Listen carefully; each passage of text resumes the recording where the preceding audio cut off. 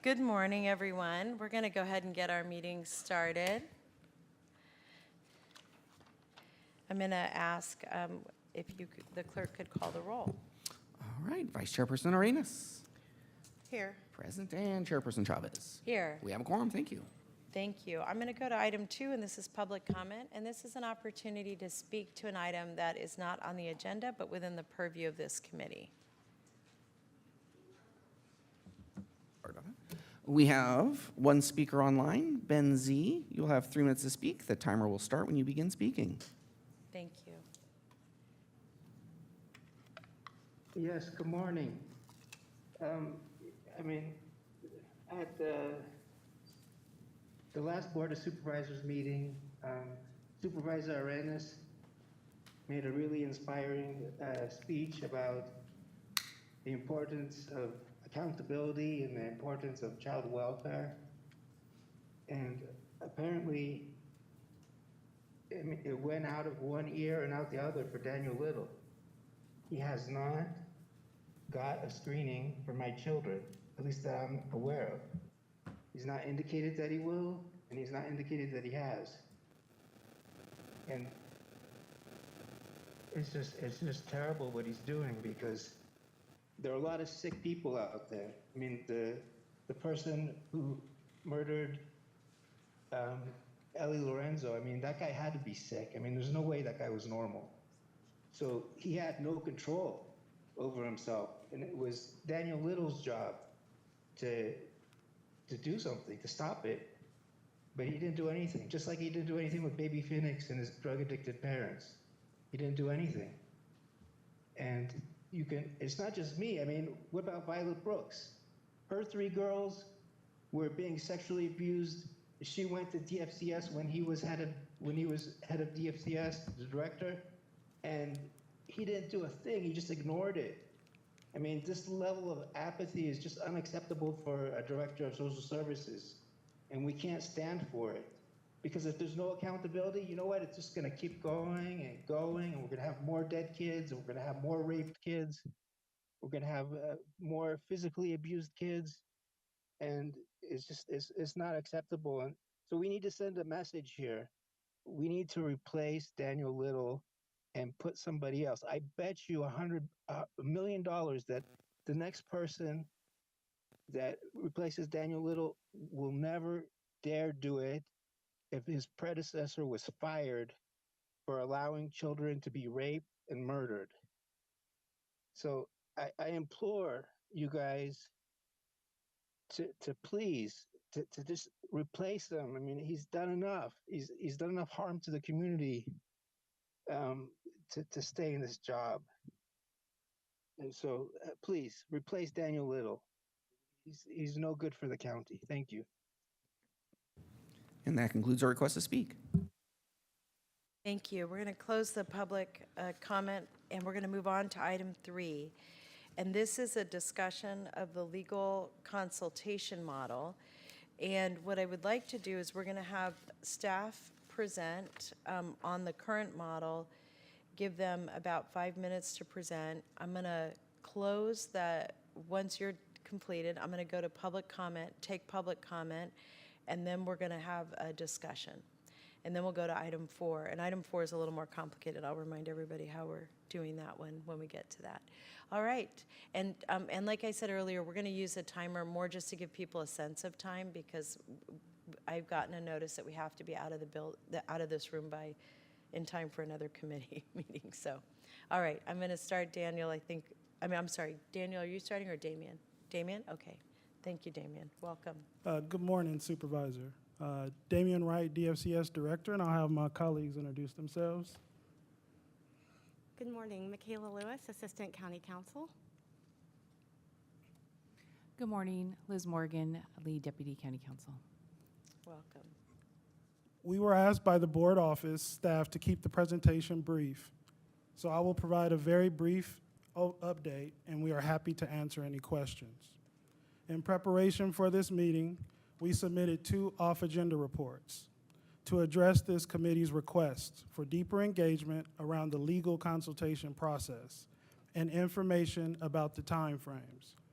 We continue to conduct outreach and solicit feedback on the policy, including meeting on August 14th, and receiving additional written feedback over the last 2 weeks.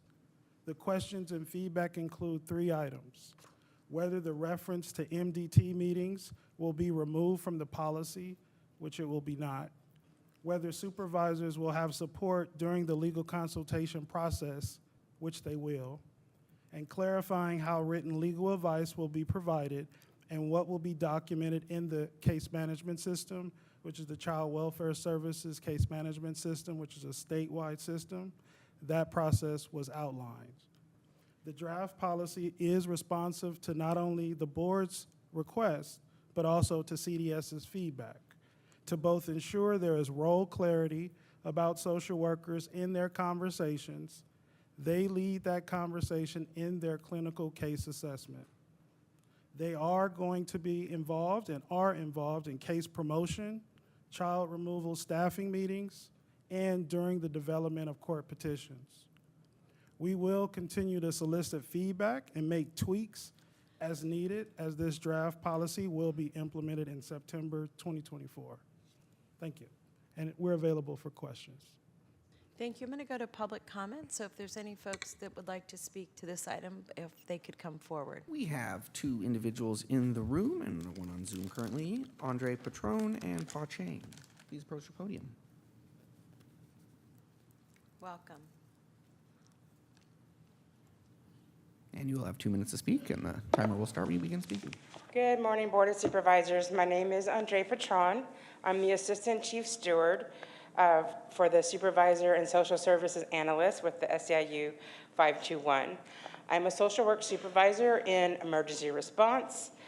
I wanted to comment on the concern about the documentation of the attorney-client communication that is going to be expected to be included in the CWS-CMS database, which is where contact notes, reports, other information that's collected on families. And this is done by child welfare staff. I've been with the department for over 23 years, and social workers have been trained that any communication with county council is always confidential and privileged and should never go into case notes. So my question is who's going to be responsible for overseeing that task? It would be helpful to get the clarification on what that would look like, who's going to do it, and just the oversight. Thank you.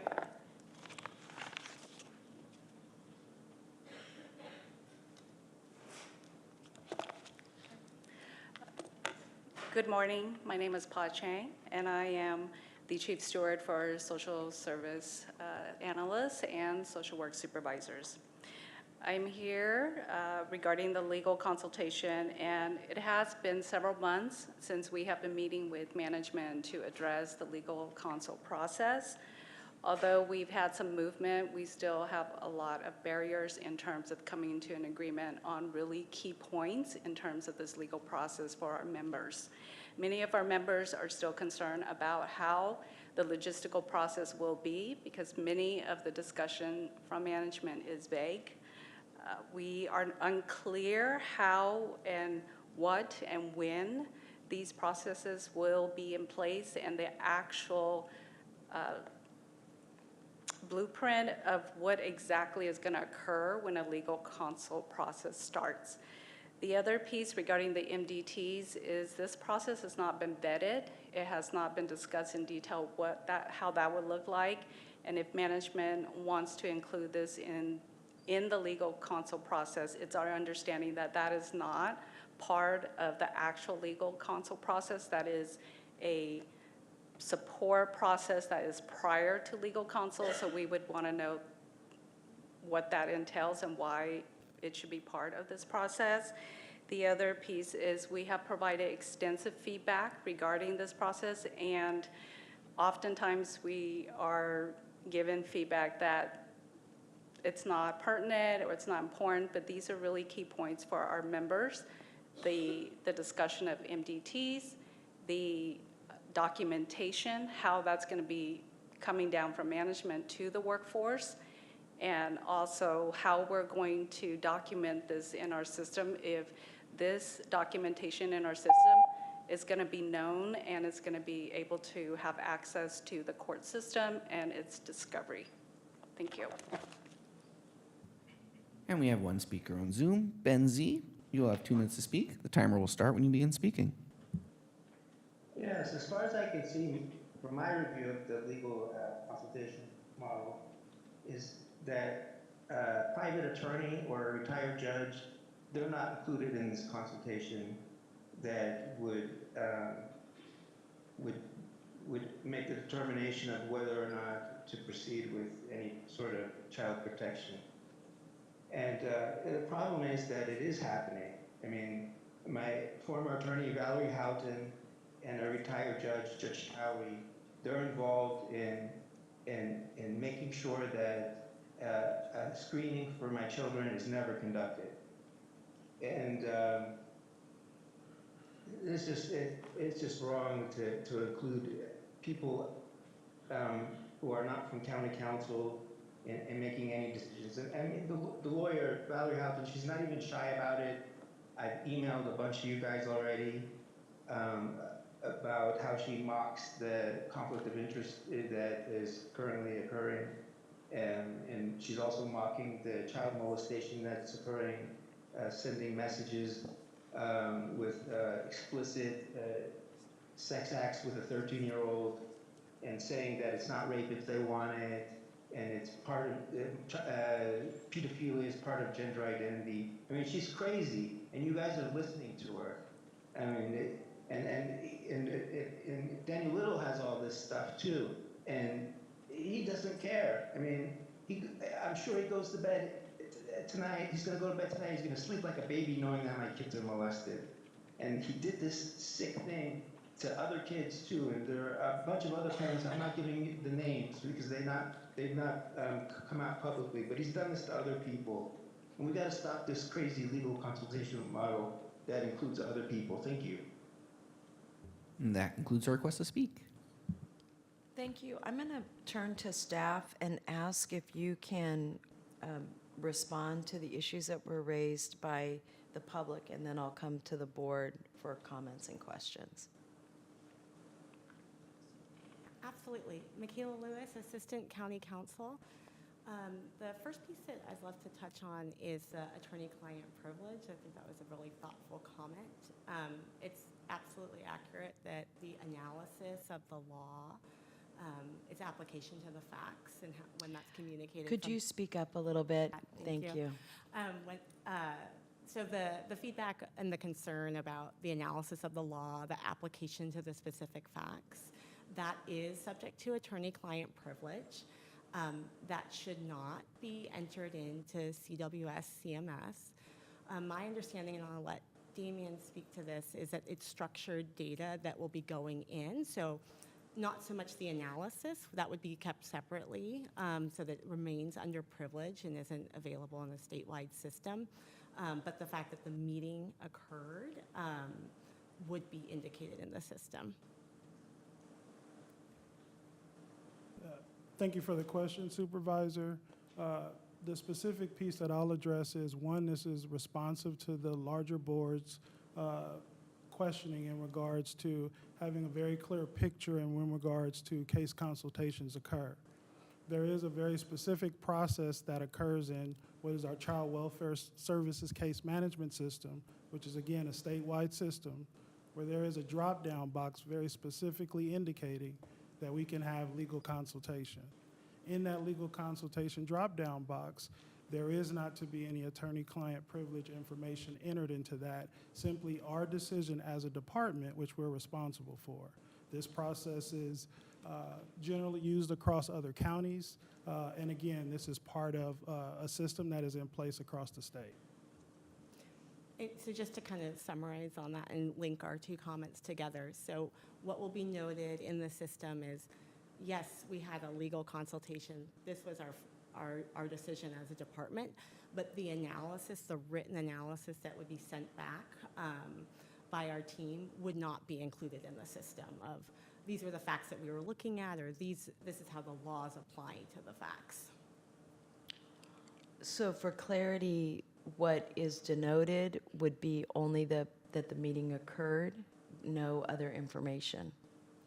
Yes, that's right, in the system. But and I'm sorry, Damien's making a good point too, and the decision of the department as well.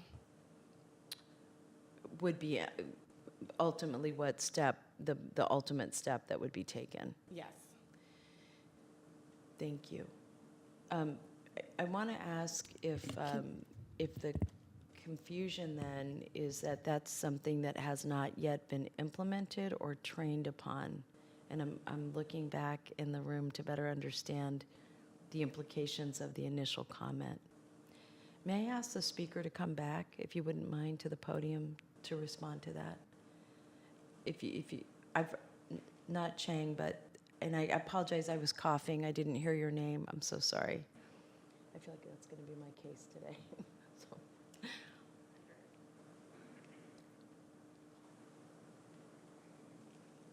So what I was asking, does that address your concerns?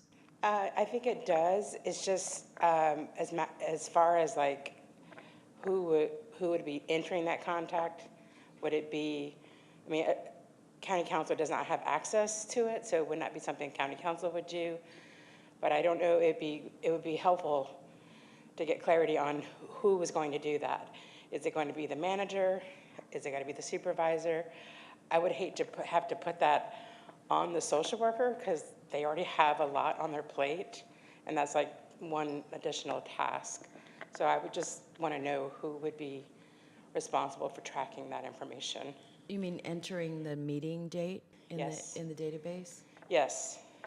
So for example, we have for the child family team meetings, those are entered by the facilitator.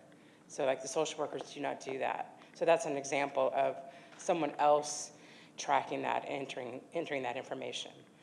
So would it be the assigned social worker? The other thing too is sometimes there's multiple social workers. So again, is it going to be the case carrying? Is it going to be the emergency? Sometimes there's more than one ER social worker. So just trying to flesh It's that out. specificity, got it. Yes. Do you know the answer to that question? Thank you for the question, Supervisor, and thank you to the speaker. We actually already have a process in the November 15th, 2023 guidance. It actually indicates the supervisor is supposed to The supervisor. enter that information, and that's in support of the social worker, as Andre Patron stated. Thank you. Thank you. And then there were another issues relative to the MDT, timing of the MDT being, I'm actually, Paul, I'm not sure I entirely followed, but could you respond to Paul's concerns? Just to clarify, Supervisor, are you speaking specifically about the multidisciplinary team? It sounds like what Paul was raising is that, is the MDT part of the, do you want to jump in? Can I ask a question? Yes. So I'm going to, good morning. Good to morning. all of you. So I'll ask the question because the MDT reference, I think, was from the beginning something that we had heard social workers, and before we started really delving into this, we thought that it was through the MDT process that a decision was made. Clearly, the decision is being made via email between council, county council, and the social worker and the manager and any higher ups that get involved. And so there is a footnote that refers to the MDT language. And I think the concern is that there's a confusion between the MDT process is what we believed would be the process that a decision would be made, but a decision to either remove a child or not is being made through email with county council, holding the social worker at central to the clinical recommendation, right? And I think the question is, what role will the MDT process have if it's included in this citation in this footnote, will it be, I'm guessing, I don't know, soon after, or will it, I'm not sure what role the MDT process has at that point, and I think that's the question from the social workers is, what will that MDT reference have? What's the role if we've already defined it as email? And, Supervisor Reines, before I turn it over to Damien, is it okay if I clarify one piece Yes, of please, the please, process? Michaela. So you're right, under the interim direction, there's this separation, and with email being the primary mode of communication, one of the goals of the draft policy is that the documents are sent, but if folks need to get on the horn and huddle to work through an issue, that they're holding a meeting to do that. So I did want to mention that, but you're right, we're still under the interim direction, so that's the current workflow, and then I can turn it over to Damien to talk about the MDT. I'm sorry, Greta, I'm seeing you're leaning in. Yeah, Damien, I think maybe you can explain this best, but just in a simple way that I understand it, in case it's helpful to the board members. There's the process through which DFCS makes its clinical decision about what it thinks is the right decision, and my understanding is that's the MDT process that's referenced. That would be DFCS's decision. Once that decision's made, they would then seek consultation from county council on the decision that they've made before seeking advice from council. That process of getting advice, which is laid out, is an opportunity for them to make sure there's no need to revisit the decision in light of the advice, but the MDT process would come before and would be the decision on which they seek advice from council through that email process, if I have that correctly. But that's not what's happening currently. The interim process is not, that's not what's happening. The proposed legal consultation policy would include implementation of that policy for getting advice from council. And then I think some of the confusion that I heard in the comment is there's simultaneous work going on how DFCS makes its decision before seeking advice from council. That MDT process is also a subject of separate discussions, not having to do with how they get advice from council. And so I'll turn it over to Damien to speak more about that. No, exactly correct, Ms. Hanson. In regards to the MDT process, it actually is occurring right now. There's the SCZ 180, which is a part of the proposed policy. And actually in that SCZ 180, there is what's called a CAP framework. And in that CAP framework is actually the multidisciplinary teaming process that Ms. Hanson was referring to that technically should occur before any legal consultation happens. And what that MDT includes is conversation with the social worker supervisor and our manager to make sure that the decision that they're landing on is accurate and that the SDM tool was completed. And so that is the MDT process, and it actually is a statewide process that aligns with what is called safety organized practice. This is what we thought was, this is what I thought my impression was, and then I thought I was corrected last time that it was happening only via email. And so I'd like to ask Paul if she can come up and add some clarity to this, because I don't know about you, Supervisor, but we were corrected last time to think that the MDT process, that the email was the mode in terms of how decisions were being made, and that MDTs weren't really available because people weren't coming together, or because we talked about the potential of having it through Zoom, but I just didn't think it was happening. So, Pa, could you enlighten us? You are correct. I'm not sure what the reference to us having MDTs right now is, that to workers and supervisors, having a consultation with a worker, a supervisor, and a manager, that's a consultation. We don't label that as an MDT. In the work of social work, MDTs are typically multidisciplinary team meetings that involve outside providers, professionals, doctors, support professional staff that meet in a formal forum that is facilitated to address maybe high needs cases.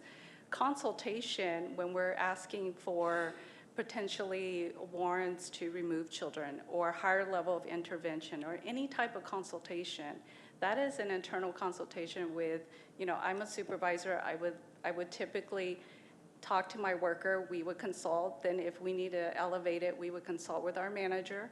If we need to do the email in terms of the legal analysis, that's when we start completing the forms and submitting that. So I'm not sure the reference about us having MDTs right now is occurring. I would say that that is not true. That process originally, when we asked for the legal consultation, our understanding was that was the actual legal process that had county counsel, and had a multidisciplinary team meeting.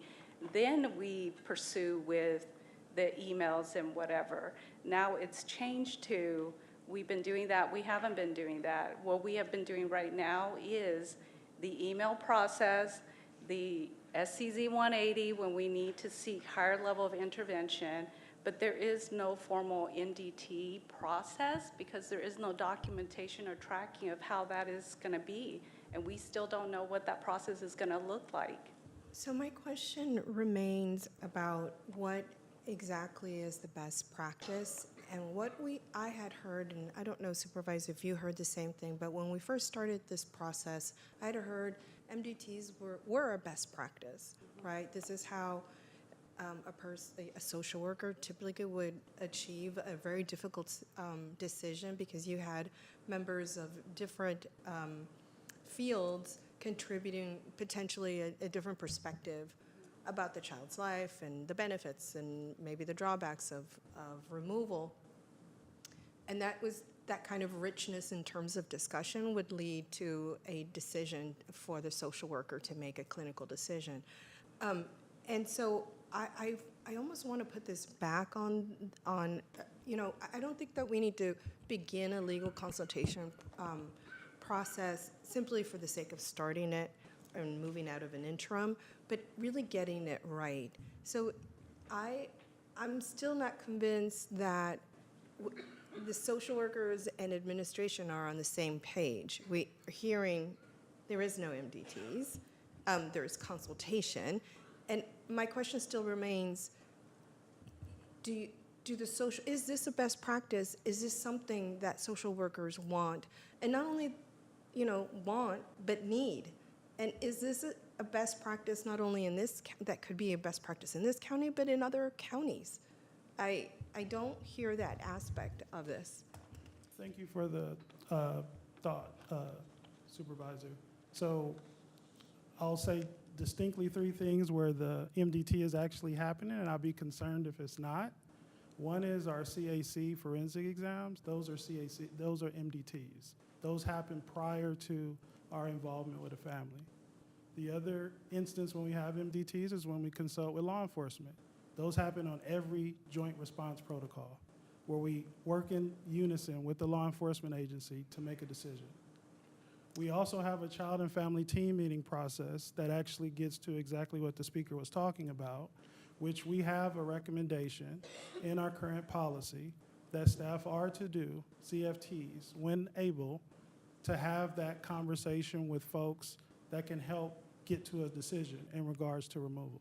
All of those things happen pre-legal consultation, currently. Well, I'd like to clarify that at the CAC, from what I understood, DFCS was missing for quite some time and not participating in those MDTs. So I don't want to portray everything as completely accurate. The question still remains for me. I don't know if it's clear to you, Supervisor, but for me, I'm still not sure how it's integrated into this process, because it sounds like one side is saying it's not happening and the other side is saying it is. So what is the truth? Well, I mean, I think there's another issue that I just want to raise and make sure I understand, and that is we're in an interim phase right now. We're using an interim process, and we want to get to a permanent process that, to your point, I think is a best practice. And that is if what you're raising is this issue around MDTs. So here's what I want to better understand. If if the permanent process, if what we're discussing, if what Pa is reflecting on is an interim process, and frankly, part of what got us so concerned about the legal consultation was the issues that the social workers were raising, in particular around being able to engage more robustly with with our legal team. What I'm concerned about is us being in an interim phase for an extended period of time. So what I want to understand is if you could differentiate between what is occurring in the interim versus what would be occurring in the more, I'm going to use permanent, even though I know this is iterative, but in the permanent phase, if you could just explain those two pieces. And Supervisor, actually, before he offers that, I just also want to differentiate two separate issues that I think we're discussing together, which I think goes to the point that you just made, which is there's the process through which DFCS makes its clinical decision about what it thinks is appropriate to do in a particular case. And then after that occurs, there's the process through which they seek advice from counsel on that decision. The policy that we're talking about only speaks to that second part. The MDT would occur in the first part. And so partly I also just want to name that we have not brought forward a report that lays out exactly what the plan is, where we are in the process of communicating with staff about changes and amendments to the MDT process, exactly where the MDT process is used, or other processes through which DFCS staff talk through their decision. And so I just want to separate those two things, because the process through which, after making a decision, whether they do it through an MDT or not, through which DFCS seeks advice from counsel, is the only subject covered in the policy that we're talking about, and is the policy that that is here for discussion. So that's not to say we can't discuss the MDT policy. It's only to just say the work that needs to happen on the MDT policy is separate from the process after that would take place for advice from counsel. And I appreciate that, although I would say there are implications for both, and that's really what I'm trying to better understand. Wrong button. Thank you for the question, Supervisor. In response, 2 points. What is different from current interim direction and what will be new in the proposed policy? The very specific piece is getting to what you indicated as some of the things that we are looking at to make sure that social workers have a very clear and robust conversation with county counsel when needed. The process now in regards to the interim direction is the manager is solely responsible for that conversation. How that will change is the social worker and supervisor will be included in that conversation from the start when county counsel is engaged. So that will be a very distinct difference from where we are currently to where we will be with the draft policy implemented, and that actually addresses the main concerns that we were talking about in regards to this ad hoc committee. The second piece in regards to the MDT process that Ms. Hansen outlines, the processes that I'm speaking to in regards to what we're currently doing, as well as what will be indicated in the policy, is going back to the SCZ 180. In the back of that, there is what is called the CAP framework, which is the MDT policy process, because it also includes not only the information and how you sort through that particular case internally with your staff, it also talks about how to include other folks in regards to that, which is the MDT process. Again, that process, which Ms. Hassan indicated, we have not outlined in regards to a separate policy, but that has been indicated in the SCZ 180 itself in regards to how those processes can be utilized. So back to the point that you just raised, I think let me just make an observation, and then Supervisor Arenas, I'm interested in your perspective on this. The main concern that I have is that I have many concerns. I mean, I just want to say, I know you do too, so I'm not.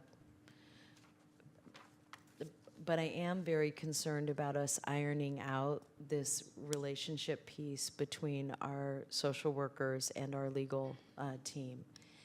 And what concerns me about it is that I know feedback that I've gotten has been, in general, getting that relationship back where it needs to be is of high interest. I'm going to deviate just for one moment, and I not to take us down a rabbit hole, but I want to make sure I understand this as well, which is that the social workers that that I've spoken to, and if the social workers that are here today think this is different, I'd love to get their feedback on it. The social workers that I've had an opportunity to speak with have been concerned about having a relationship only through email and not being able to communicate. The changes that we would make today would change that to allowing for not just an email consult, but also the ability to have a more robust discussion with counsel. Is that accurate?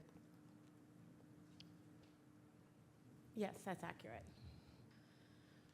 So, so back to Supervisor Arenas, if the point of the focus today is on the legal consult, the second part of the this discussion, you want to hold off on that, the legal consult component to it, or are you more focused on the MDT component?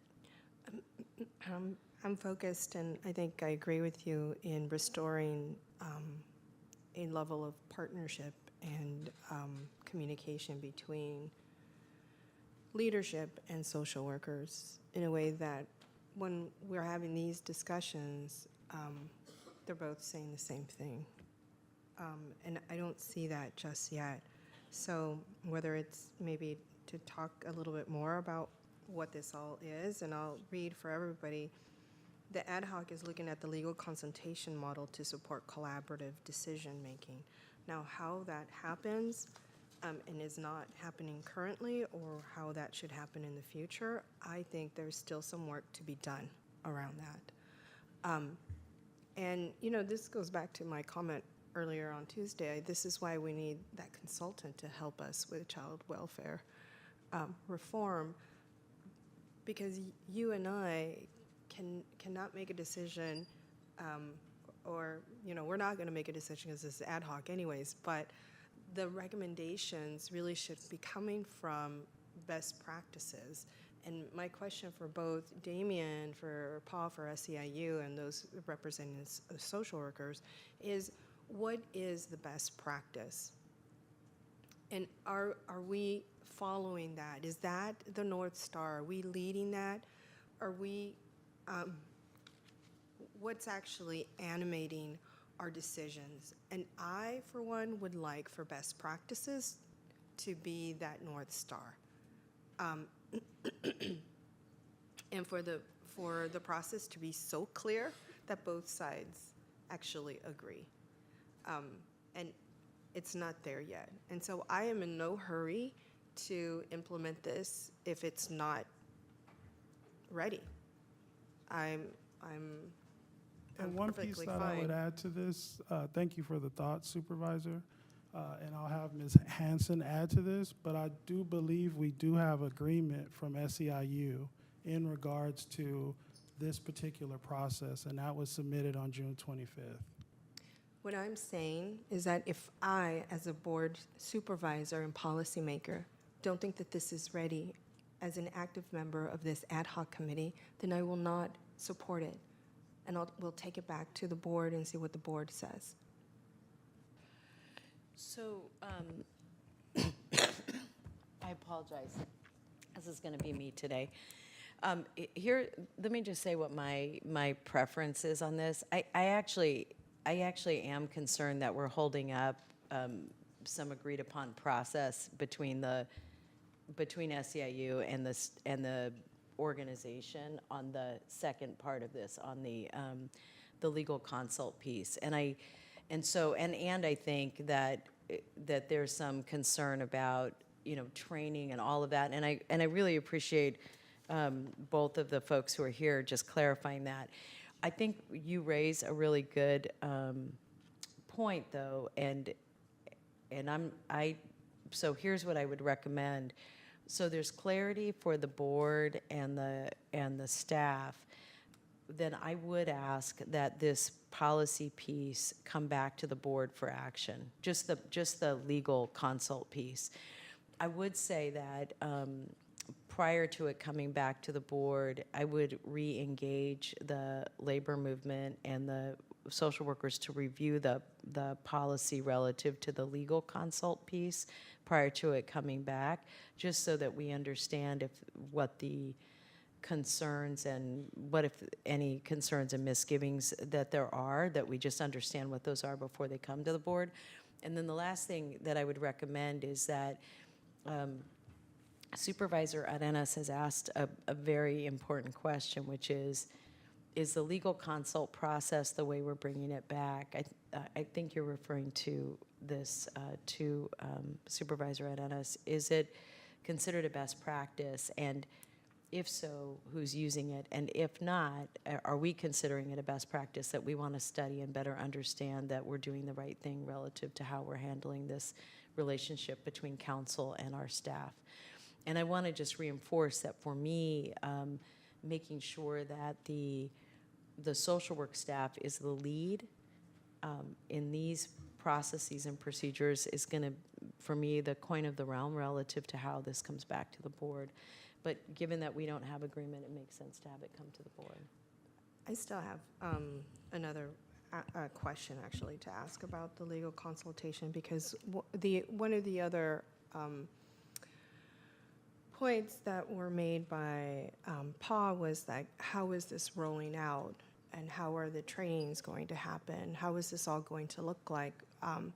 My concern is that, and this is from your report back in, I think in December it was, where you reflected how we actually got here in terms of the legal consultation and why we're talking about this.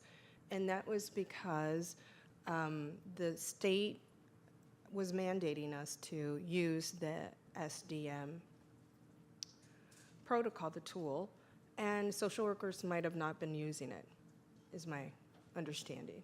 And so then we utilized county council, to implement the SDM practice. So in order to consult with the attorney, you needed to have that completed. And that kind of management, those kind of management decisions worry me. And the different roles that we're using from the different departments. And I want to make sure that it doesn't continue to happen. In order to get something done, that we're not inadvertently creating another issue.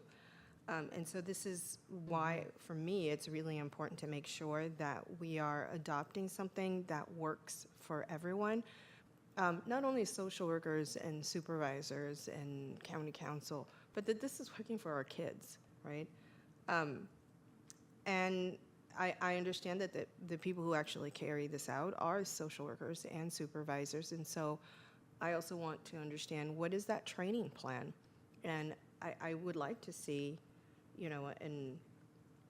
a training plan come to the Board of Supervisors when it comes back, for you to continue to have additional conversations and discussions and have a give and take with social workers in terms of how we're really going to carry this through. I don't see those conversations really happening. Even if you have agreements, you obviously have disagreements. And we're hearing them loud and clear today.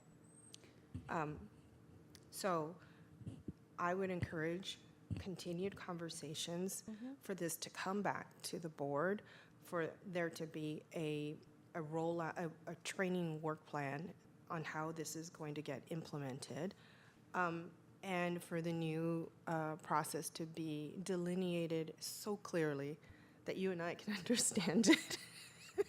Garanimal style? Okay. You have to be a certain age to know what garanimals are. And I think, Greta. Thank you. Let me just share a couple quick thoughts on next steps based on the feedback we've just gotten from you, Supervisor Chavez, and you, Supervisor Arenas. A couple things. One, just want to make clear, in case it wasn't clearly stated before, that this legal consultation policy is directly responsive to requests from CDSS to really clearly delineate the different roles for DFCS and counsel in this process. So this accomplishes that. We've gotten direction from CDSS to put in place a new policy consistent with the one that's come forward. I did want to just confirm, because I think the comments from SEIU representatives are very welcome, really appreciated, and I think speak to the point that you just made, Supervisor Arenas, which is how this will be implemented, what's kind of the boots on the ground experience of these policies, both in terms of how that DFCS decision is made initially and then how that legal consult process works.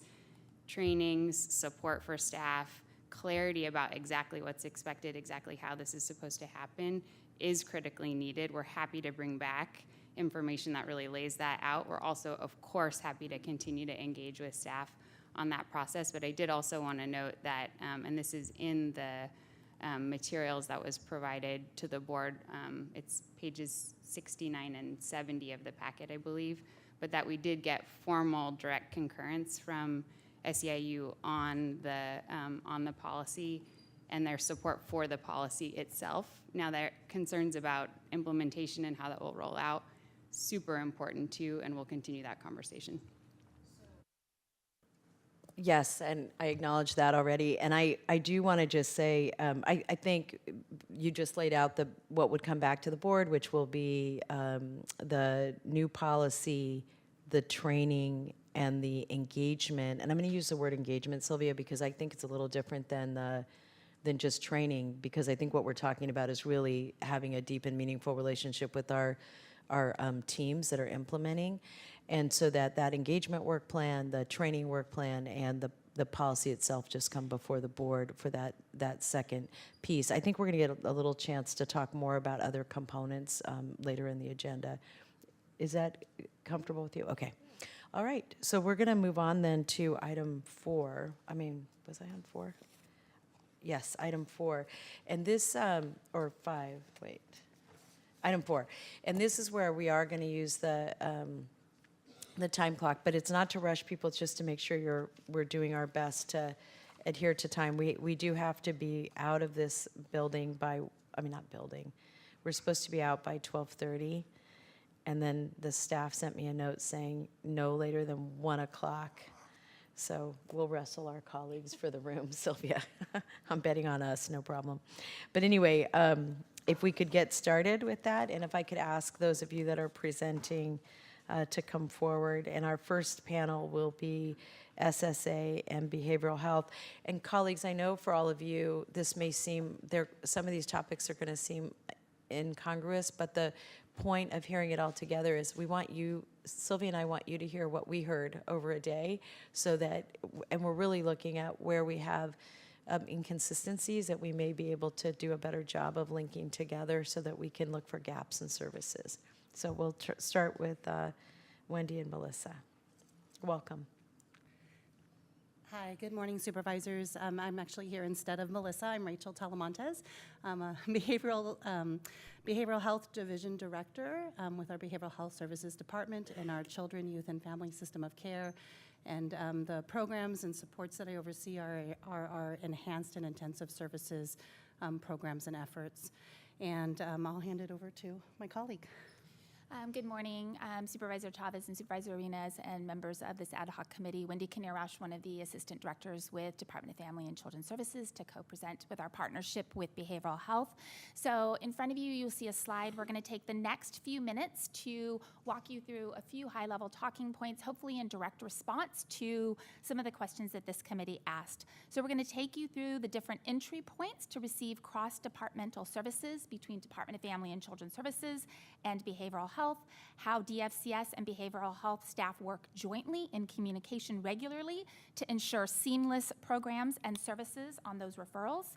What is our overall capacity of the current providers, availability, outcomes of services? That includes current wait times and wait times for services, referrals, utilization rates, follow-up on processes within DFCS, and we will talk through some of our performance metrics and evaluations in place to determine how the county is effectively meeting the behavioral health needs of the children and families in the child welfare system.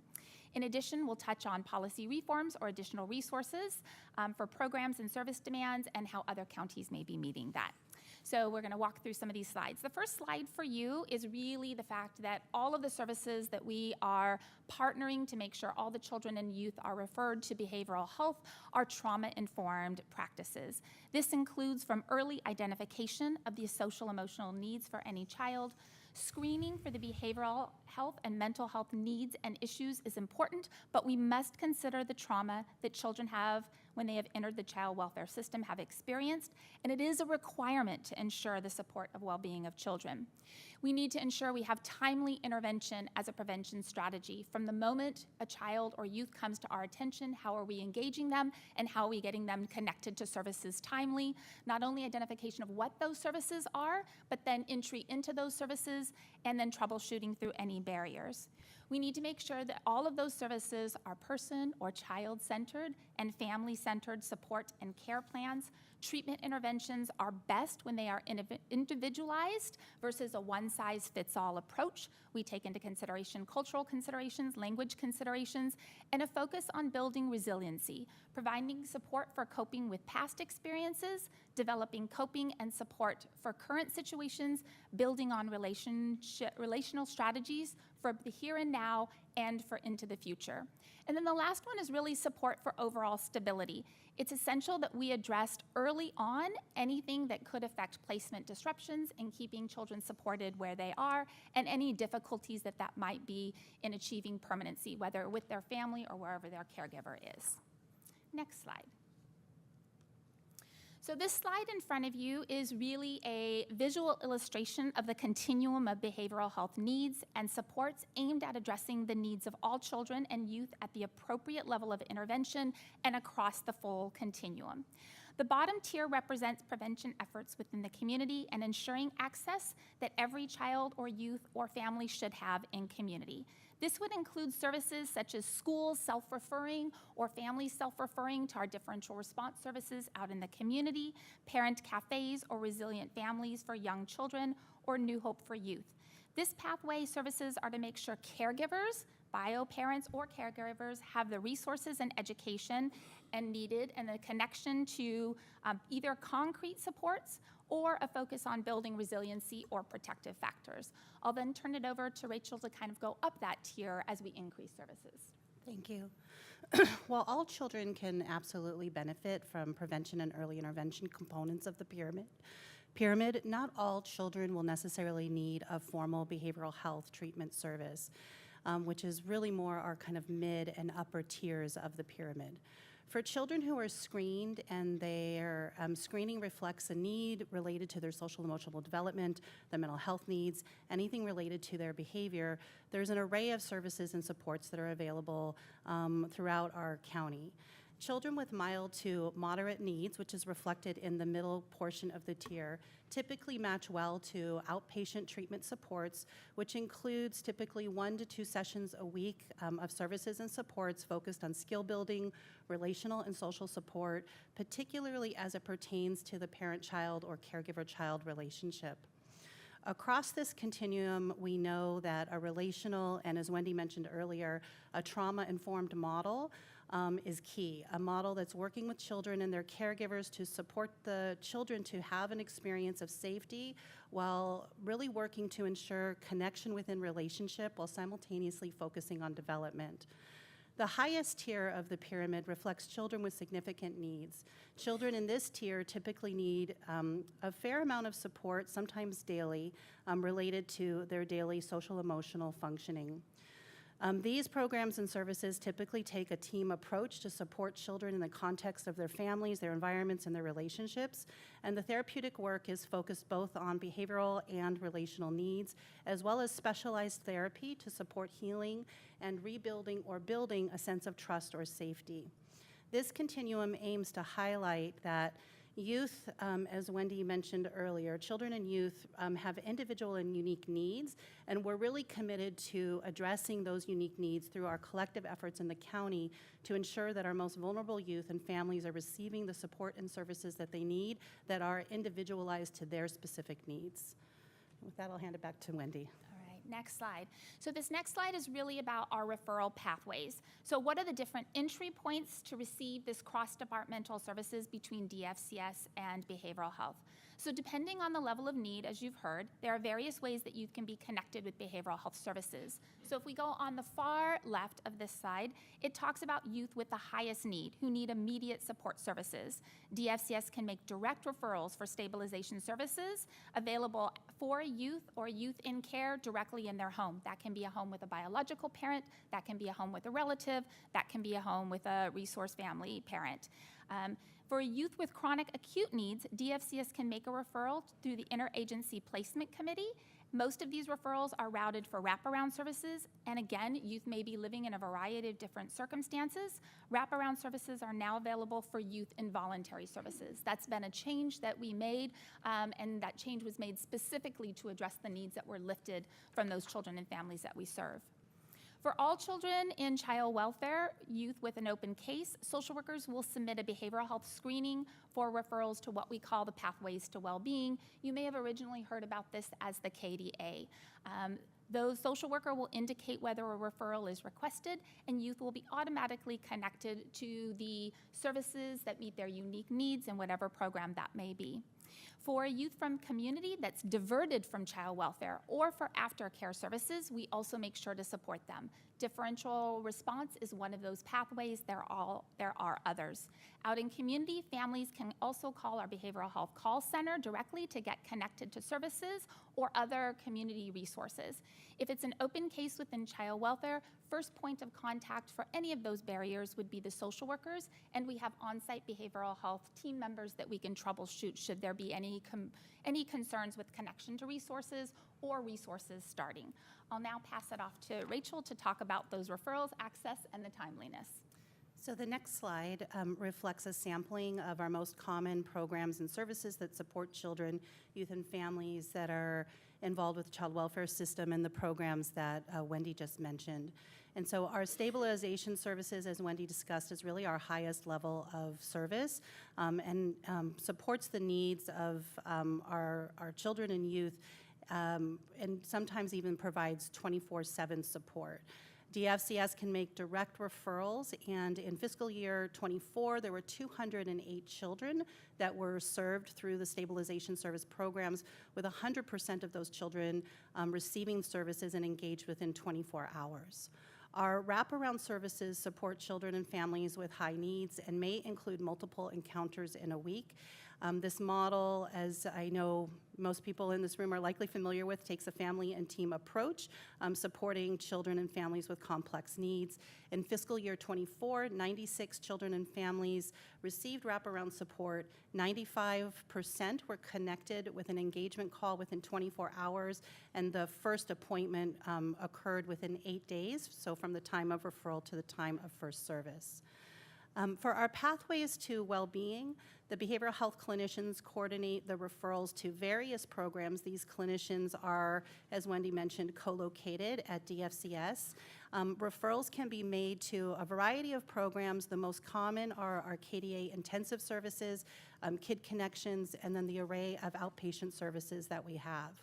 Last year, we had 245 children that were served that were involved with the child welfare system, and the response time, the average response time was 14 days or 10 calendar days. 14 days, while being the average, most of the contact occurred within 24 to 72 hours to coordinate the first appointment. And so the 14 days is reflecting not a capacity issue, more around family availability. And so I'll hand it over to Wendy. Okay. Next slide takes you through kind of some ways on an individual level, a program level, and a system level. What does that coordination and collaboration look like for Department of Family and Children's Services and Behavioral Health? So I know we're running light on time. I'm going to pick something from an individual level first. So child and family team meetings, or MDTs. So as alluded to in the earlier presentation by Damian Wright, child and family team meetings are required for us at multiple places and is our best practice here in Santa Clara County, along with other counties and across the state, as a way that we make sure families have a voice into what's happening for them.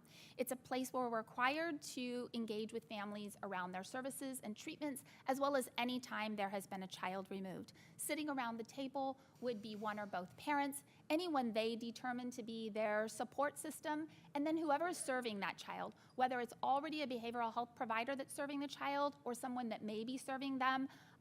And it is a time for all treatment providers and the family to make sure we're all on the same page in the supports to family, coordinating those things in an individualized way for any children that are in that family, taking into consideration logistics of transportation or other, as well as the requests that have been, the family has set on the demands on their time.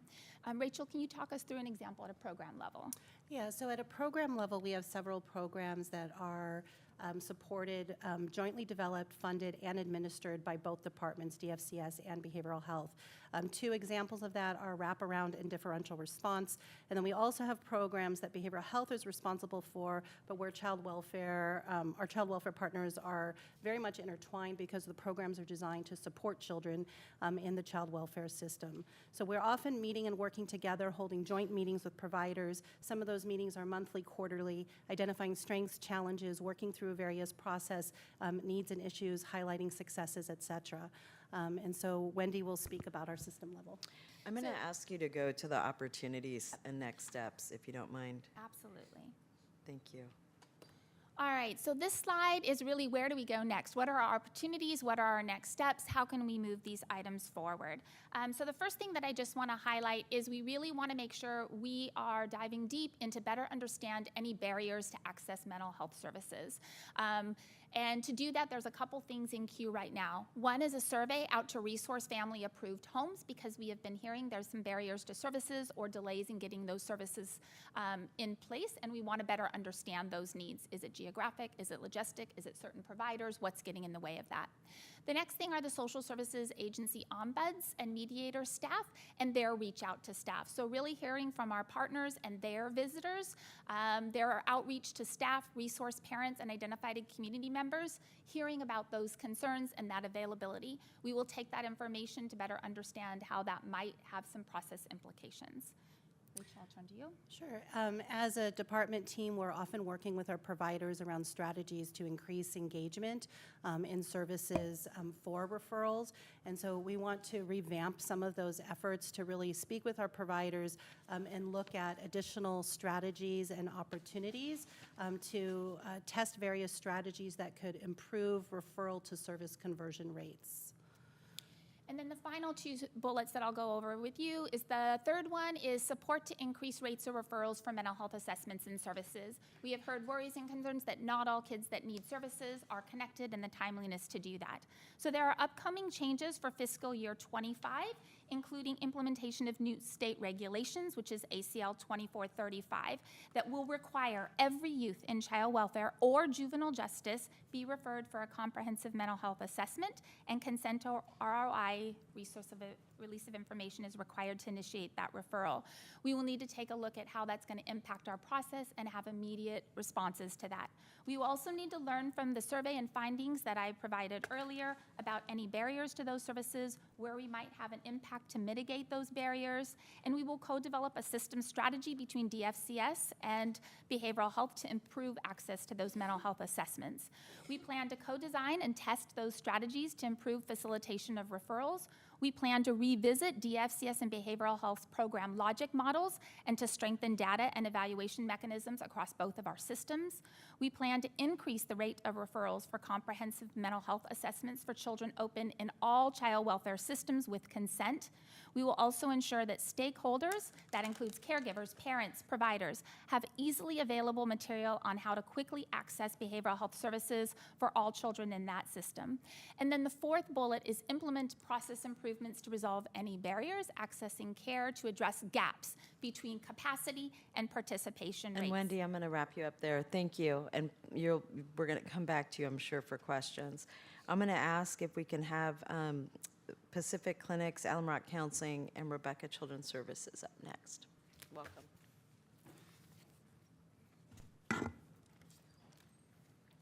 And you're welcome to sit on this side if you like.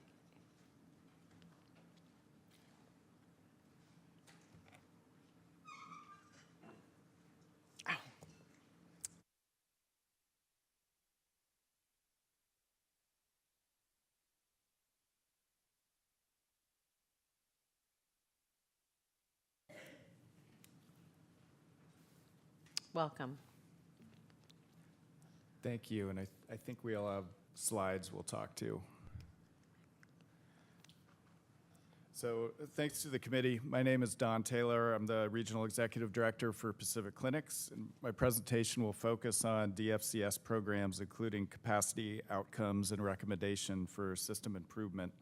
We provide 11 programs within DFCS, ranging from intensive services for youth with complex needs to preventative services for those youth and families who have just touched or are at risk of touching the system. All have the goals of child safety and supporting the family and caregivers. In the next slide, this focuses on our larger programs defined by a higher level of funding, with most including blended behavioral health funding.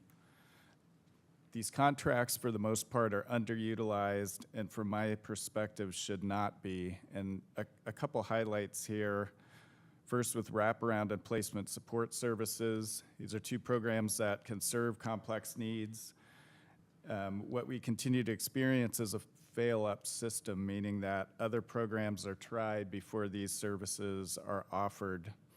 The eligibility does not require a fail-up, and they are two of the most successful programs to support youth and families available. While there has been some shifts with the referral flow, it isn't enough yet.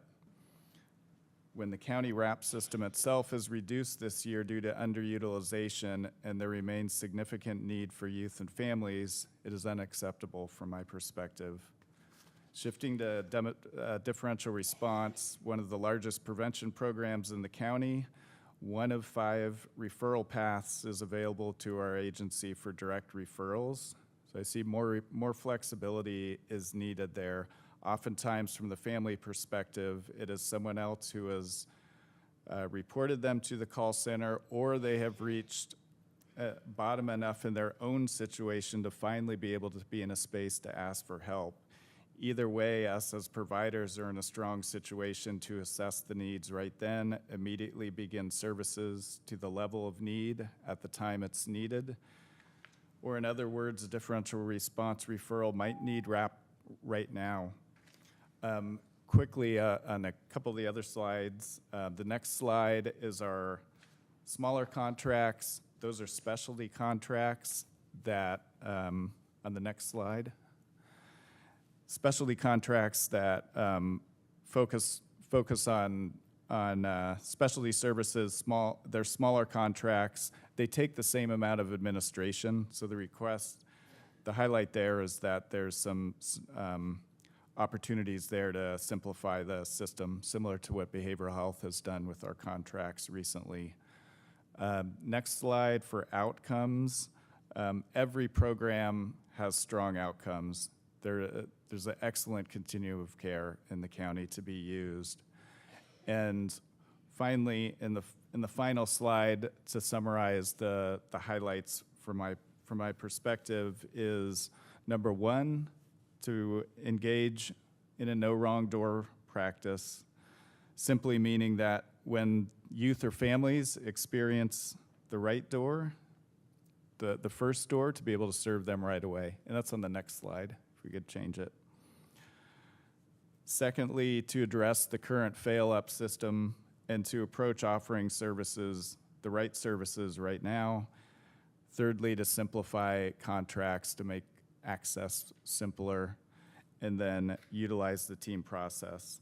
As I'm highlighting some of the needs in the system, I will say in closing that our experience has been that the DFCS administration has been very engaging with opportunities together. I think providers and DFCS have done some incremental changes. We just collectively as a system need to do much better and much quicker. Thanks. Turn it over to you, Chris. Or check. Good morning, honorable members of the Board of Supervisors, county leadership. I'm Steve Eckert, CEO of Alum Rock Counseling Center. Do we have our slides? There we go. So if you can go to the next slide. Alum Rock Counseling Center provides 2 programs contracted with DFCS. One is the Parent Advocates Program.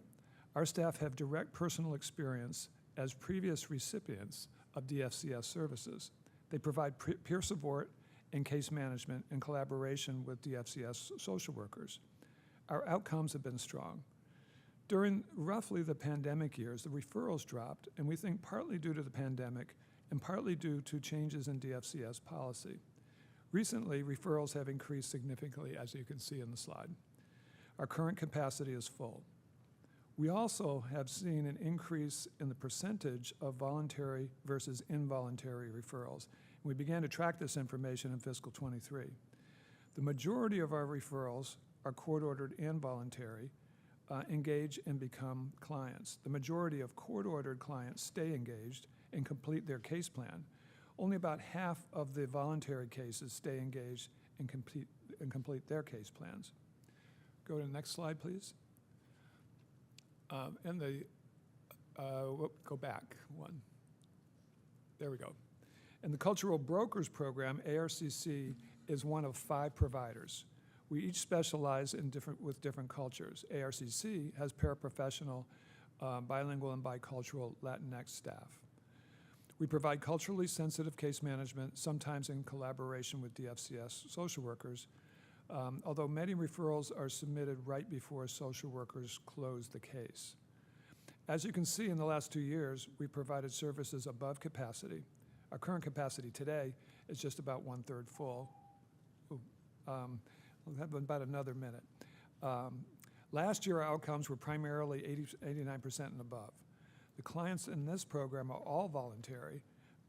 75 to 80% of the referrals engage and become clients. However, 1/3 of that group do not stay engaged and complete their case plan. Next slide. Here you can see our contracts with behavioral health, which my colleagues also have. Next slide. And in terms of our recommendations, one is that we have very positive working relationship with our DFCS and BHSD colleagues. In the past year, utilization has returned to capacity. We recommend some voluntary clients seem high risk and need court involvement. And I've heard the word from our staff that it's sometimes scary.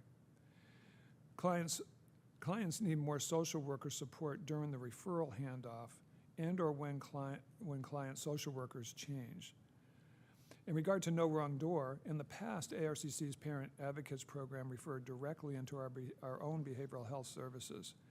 Then for a period, referrals had to go through the call center first. Now the process is back. However, we have some MFO challenges that could limit our capacity. Last, in regard to CFT meetings, our behavioral health staff would like to be invited. Thank you for your attention, and happy to answer any questions. Chris? Good morning. Okay, good, you can hear me. My name is Christophe Rabeau. I'm the CEO for Rebecca Children's Services, and thank you so much for inviting us to talk with you this morning. We really appreciate that. Board of Supervisors, we have the utmost respect for and your authority, and I know working together we can get the needs met for our community. I wanted to talk about presence, accountability, and what that means for me. I think without a physical presence in our agencies, in our institutions, meaning being at the desk, walking the halls, talking with our staff, that without that as a rhythm in the space that we work in, it makes it nearly impossible for the incredible complex work that we do to get done. It's about being present. We have to be accountable. The constituencies that we represent and serve need us to be present. We have to show up with our best selves. My role is to ensure that it starts with me and that I am an example for my staff of what's expected. There's too much at stake in our communities to not show up as our best selves. So it starts there for me. You've heard from my colleagues about referrals. The slides are very clear. The referrals are not at capacity, and they should be. We are not serving our community at the capacities that we need to be serving. We can change that quickly. I think we need to look at training for new social workers that are onboarding. And that extends not only into the county staff, but also the agency staffs. We all have to do a much better job focusing on training, which is in person. Colin, can you advance the slides? Advance Slides. the slides. No, go to the next one. Oh, Yeah, if you can go to the Okay. next slide. thank you. Okay. I wanted to talk to you about scope and licensure. It's critically important that the scope and licensure of the staff that are doing the work is respected on the child and family team. We have experts that are licensed. They're very good at what they do. And when they see abuse, it's abuse. And I think that that is a piece that needs to be discussed in more detail. When children and families are clearly vulnerable, we have a right and an obligation to make sure that they're safe. So when abuse is discovered, we need to act upon that quickly. I believe that our process is moving forward with the DFCS in the right direction. Referrals are increasing, communication is increasing, so things are moving in the right direction. Our partnership with behavioral health is stellar. We communicate all the time and on a regular basis. Dr. Sherry Terrell has been a fantastic partner for Rebecca Children's Services, and I thank her for that. I want to just point you just lastly to the wraparound slide. I think that's a very clear illustration of the issue, of the concern and the need as I see it. The capacity for Rebecca Children's Services is 60, and our average census for FY24 was 36.6. Again, this is a high-end program. It's a legacy program. It's been in our county for over 25 years. This is the program that you go to when everything else fails. When everything else is not working, wraparound comes in, brings in the child and family team, this multidisciplinary team, and gives voice, access, and ownership to the families so that care is shared. The decision-making is shared. Families feel part of the process. So the fact that we're only operating at a 36 average at a 60, we have to correct that. This program can very much change a life, save a life, and make a trajectory for a child and family much safer and much better.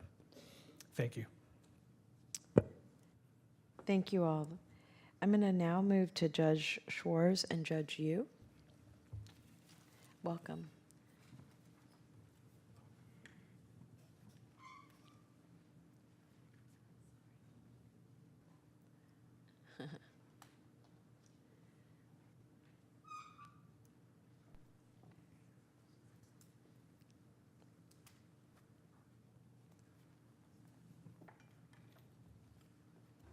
Good morning, everyone.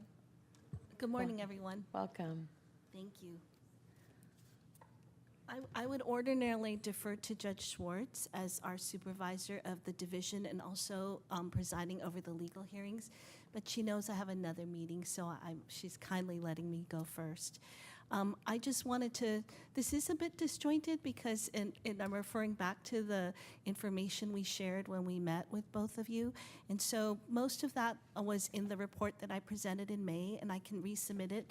I tried to make what I hope was a very comprehensive list of resources that are needed to serve the children in our collaborative courts division in Department 62, and hopefully at some point adding back Department 63. What I wanted to turn to, however, today is just specifically the dependency court. So I have the dependency treatment court, which is known as Dependency Wellness Court. And the Collaborative Courts Division has always, in the past, been two courtrooms, Department 62 and Department 63. When Judge Mike Clark was asked to go lead the Juvenile Justice Division and oversee the General Juvenile Division, 63 was left vacant, and it's been vacant for about 3 years. I'm covering for both departments.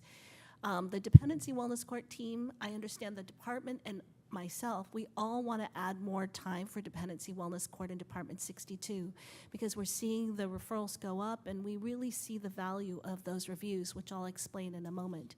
I did ask the court, since we're now evaluating what we'll do next year, I asked to add back 63 for 1 day a week or 1 day every other week, because that would allow us to add back time for dependency reviews, dependency court reviews. I was told my request is the lowest priority, but I think the reason is because the court is dealing with so many messages, and we're looking at a very difficult financial picture for next year. One of the messages is that the Board of Supervisors' voice is so important, and one of the things the board has said is that everybody's very concerned about a backlog of trials, but I think the focus on that means that we lose a focus on how important it is to have dependency treatment court and be able to add back capacity. If we do add back capacity, I would like to note, though, we need to make sure that the lawyers and the mentors are also supported because they need to be present in the courtroom, and I'm sure others will talk about that.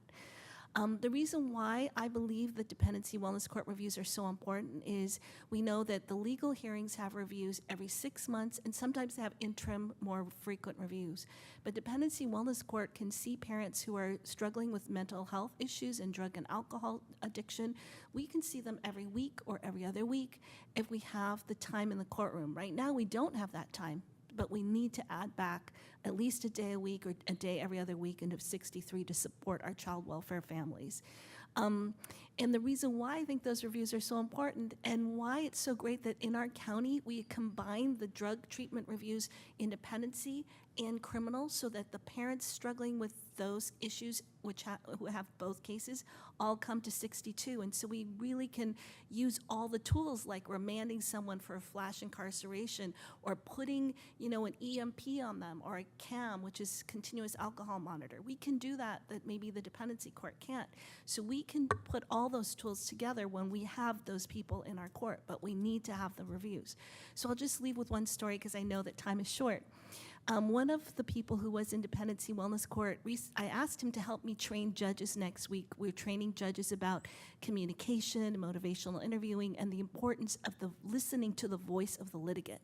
So he thanked me and he told me something I didn't know. He said he had been trying to go to treatment 26 times, and 26 times he failed and was back in custody.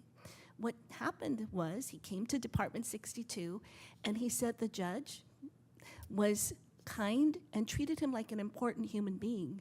And at first he thought I was making fun of him because he'd never experienced that before. But then he realized it was authentic and he responded and his case dismissed, he got his child back, he's working in Dependency Wellness Court, he's a superstar and he's gonna be training judges statewide.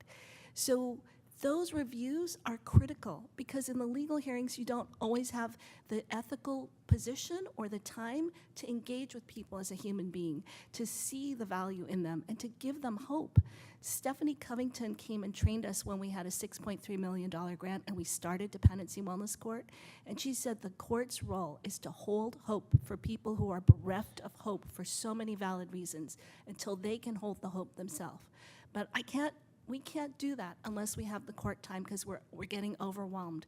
And so I'm asking that that message be conveyed to everyone so we can add back time in Department 63, which would allow me to add back time for Dependency Wellness Court. So thank you. Thank you.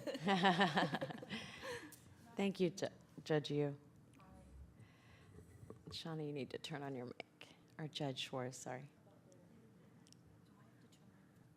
All right. Hi. Thank you. I'm Shauna Schwartz, the supervising judge of Juvenile Dependency Court, and I love traveling with Judge Yu and hearing from her because she's so inspirational, and she's got those stories because she can spend so much time with the litigants. I would like to say, though, that I think ethically I can still treat people as human beings. Yes, that's true. Okay. All right. I did send to Mariella and asked her to forward it to you just some numbers that I've been keeping over the last few years. And it's nothing that has to be presented on the screen. But I've been tracking the number of new petitions, and I think some of you have seen these numbers before, and they dropped off pretty drastically, which was concerning. I will say the last 10 months in Dependency Court has been a whirlwind because the numbers are climbing back up. But I would like to make sure the board knows I feel like the system is righting itself. The numbers that we're seeing now are not excessive. They're not, in fact, they're still relatively low compared to the numbers historically.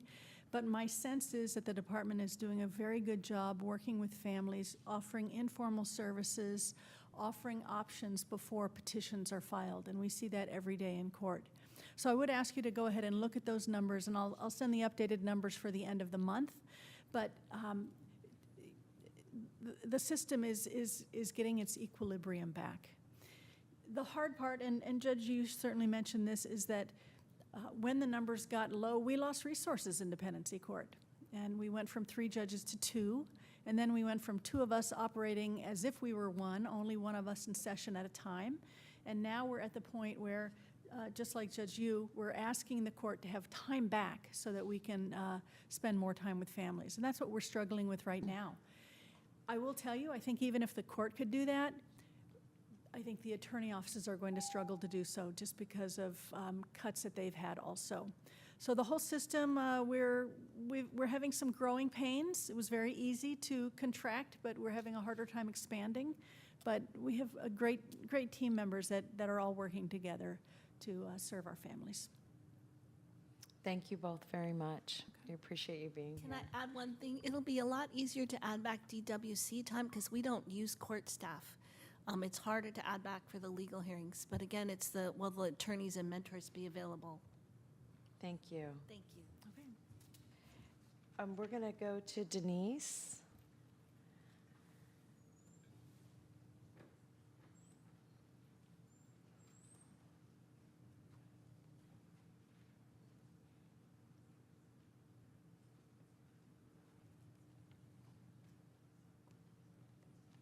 Welcome.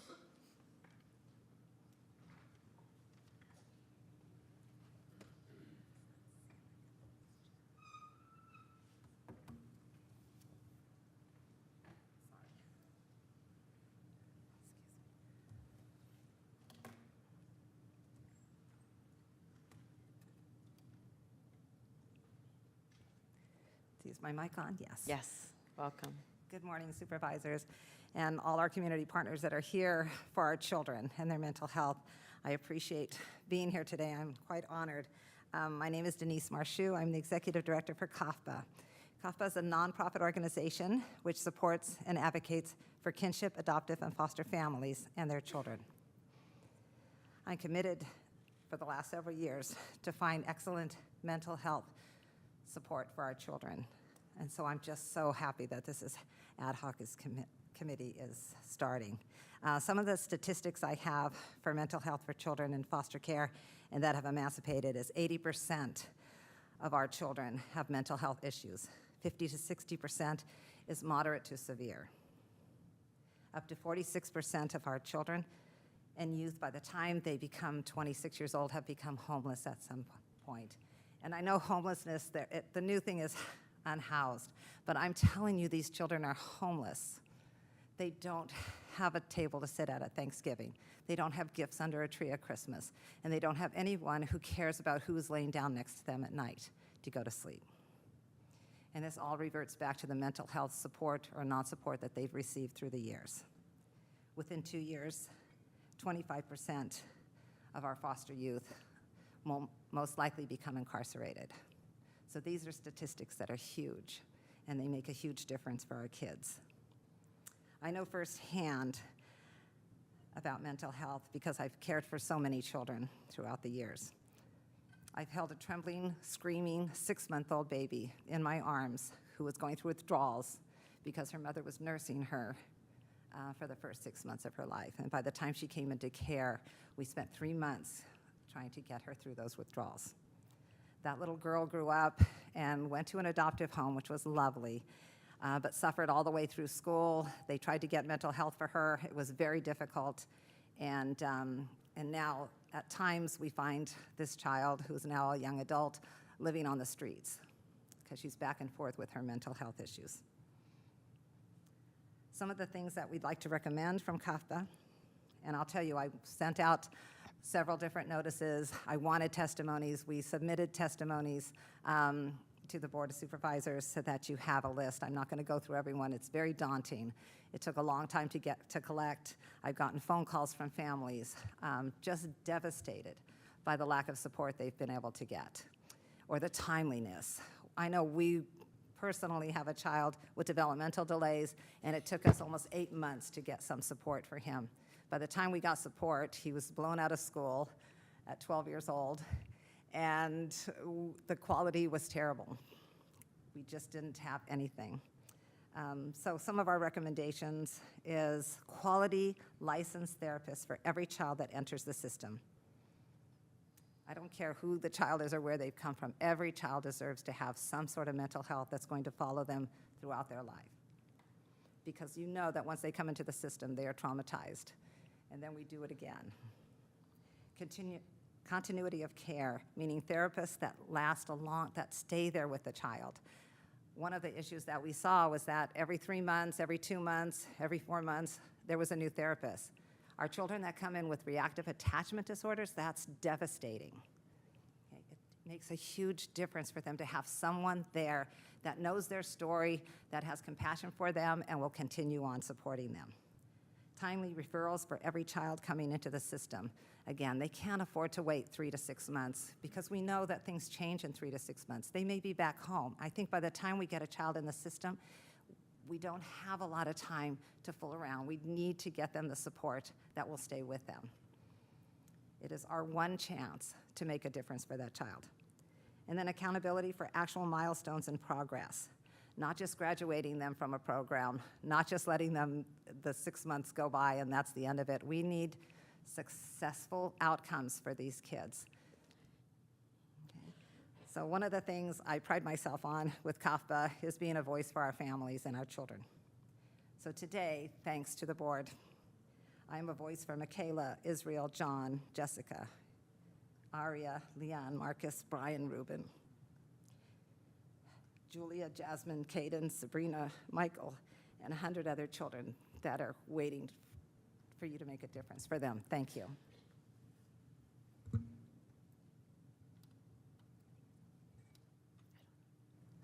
Is it on? Okay, sorry. My name is Kendra Pimsicle. I've been a licensed family care provider for 10.5 years.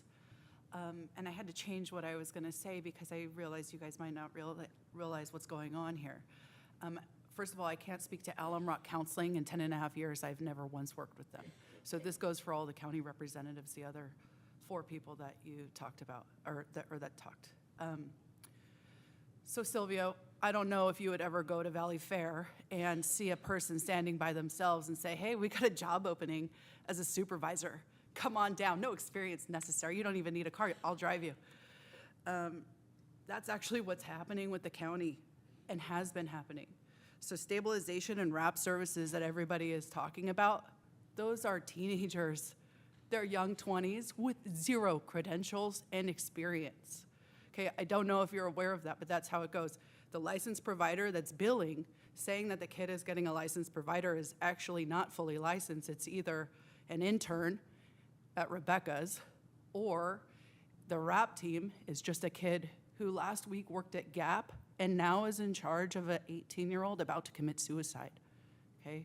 This is the big problem when we say we need licensed credential providers. Now, I do have two solutions to this problem. I want to make sure that I have enough time to talk about it. One is a program called ESPA, ESPA. It's fresh out of Palo Alto, and it's specific for autism. If your child in any county in this side of California gets an autism diagnosis, they take over. They have like a site coordinator who calls you as much as you want. Whatever your insurance is, if you have Santa Clara Valley Health, if you have Straight Medical, if you have a PPO, they send you the providers with openings. So speech therapy, if that's on your list, they say these are the providers with openings. If you need ABA in-home or a facility, they give you all of that information. Then they follow up with you and they say, how's it going with that provider? Should we take them off the list? Are they doing a good job? That's my one solution, is we need some kind of oversight committee like that for all diagnoses such as PTSD specifically. There's only one provider for trauma-focused cognitive behavioral therapy that takes Straight Medical currently in our county. My second thing is, as much as these wonderful gentlemen had to say, we need some outside providers. We need people who are fully licensed, credentialed, and have their own companies come in and work a partnership with us so that way more kids can get adequate care.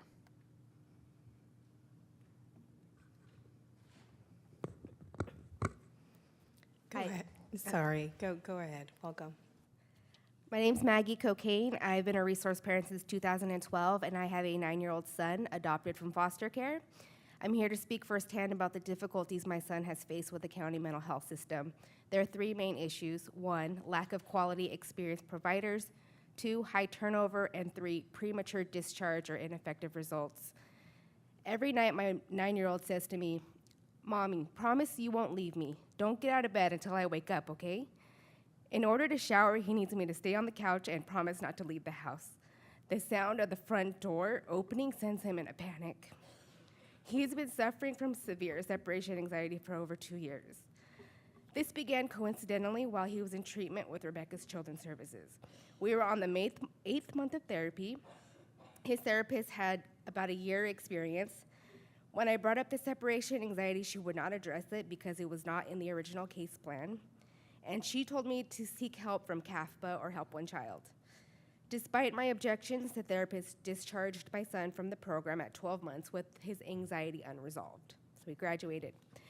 In June of last year, I requested services again from the county. I was put on a wait list. A month later, I was contacted by Community Solutions. There were still no providers available. In August, there were still no therapists, but they had mentors available. We were given a mentor, but after a handful of sessions, the mentor quit. We were assigned another mentor, and then luckily a therapist was finally available. 4 months after we requested services, we finally received a therapist. However, barely a month passed before the therapist was suddenly fired. My son was left without a goodbye or any type of closure. We were told we could wait for another therapist until they hire a replacement, but having 4 different providers in just 3 months would be hard on my son, especially since his worries stem exactly from abandonment. So we declined. We decided to go outside the county system. So I contacted my adoption social worker, and she gives a short list of private therapists and contact information for the victim witness department at the DA's office to assist with therapy costs. I called last month and left messages at least 4 times, and I have not received a call back. So I come with 3 possible solutions: hire a dedicated county provider directly with foster care experience, provide private pay assistance to pay for the private therapy, or demand higher standards and requirements for contract providers and accountability. The prior speaker said that the referrals are low, and the referrals might be low, but it's not because there's not a need. It's because we don't trust that the providers will do more harm than good, so we just decline services when we get referred to them. Thank you.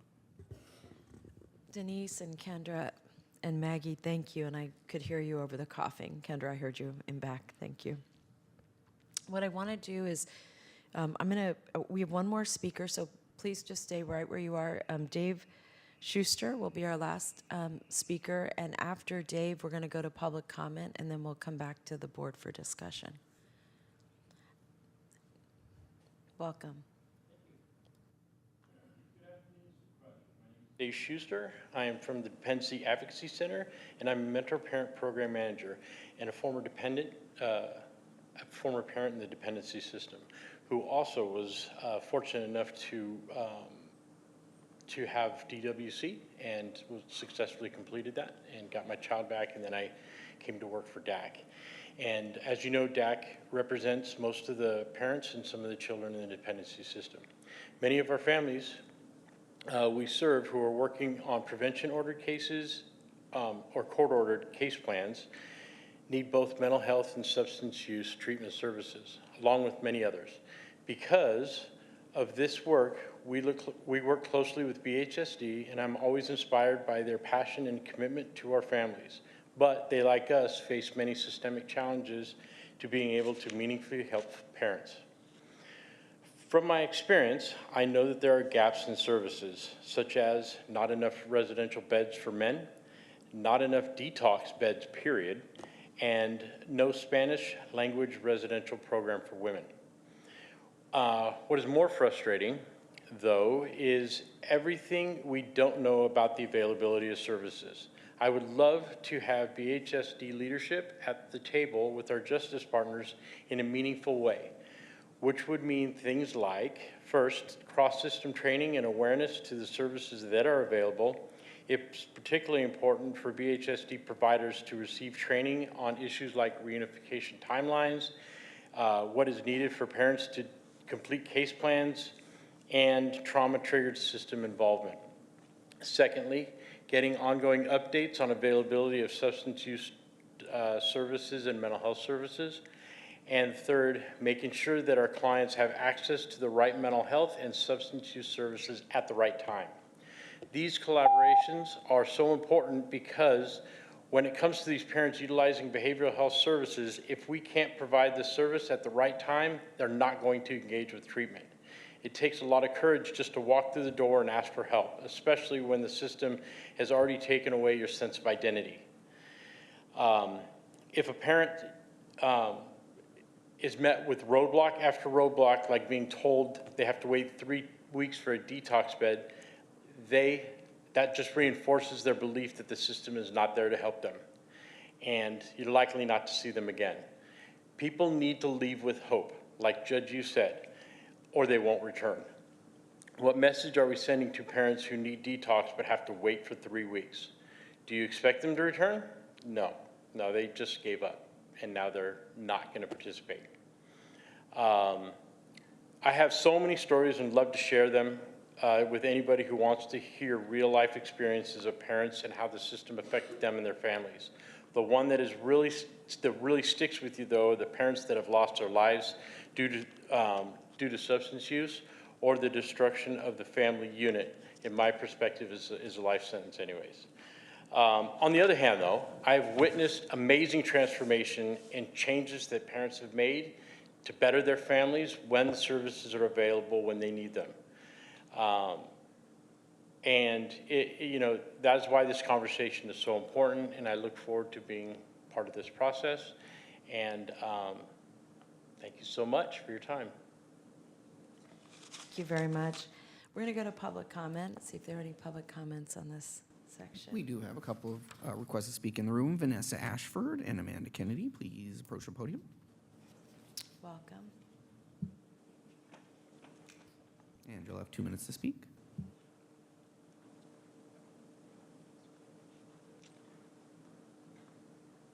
Do I have to push a button? No. Nope, Okay. you're great.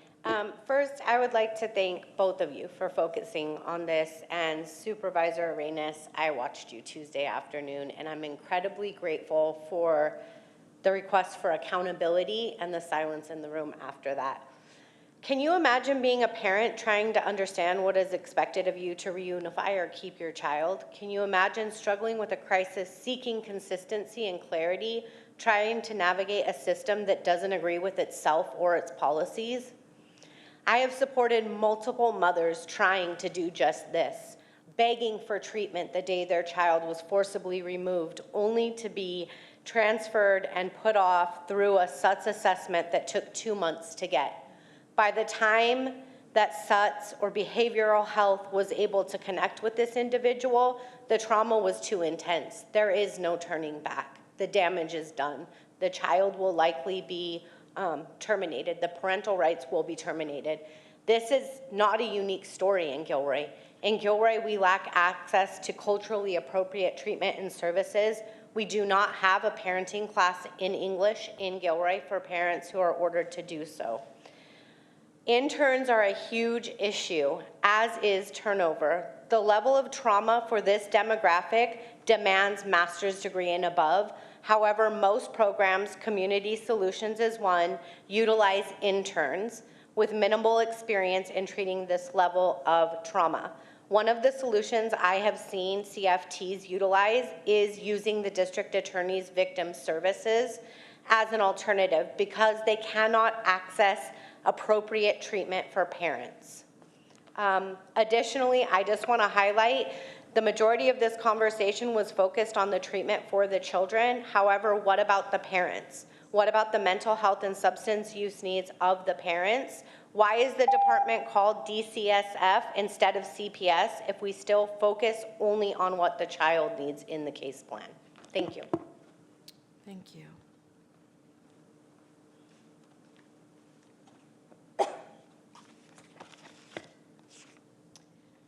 Good afternoon, almost. My name is Amanda Kennedy. I'm the supervising attorney of our juvenile dependency team at Legal Advocates for Children and Youth.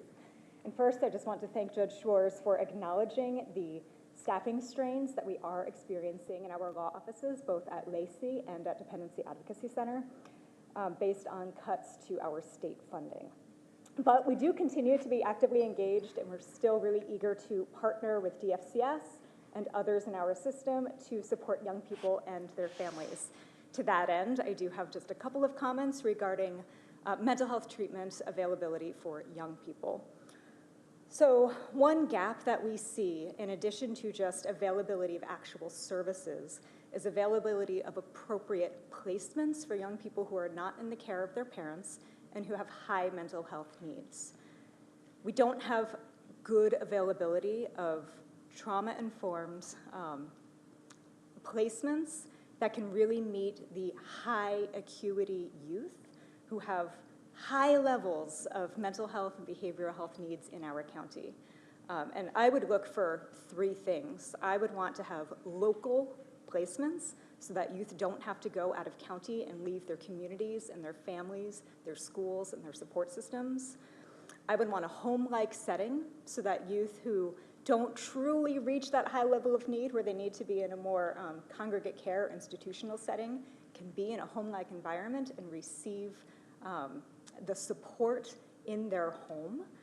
And I would want trauma-informed placement wherever that youth is, whether they are in a satellite home, the welcoming center, an RFA home, or a different type of placement. Everything should be trauma-informed. Youth also lose connection to their mental health services when they move out of county, or, as others have said today, when providers change. Interns do cycle through pretty quickly, and often our youth are being seen by interns.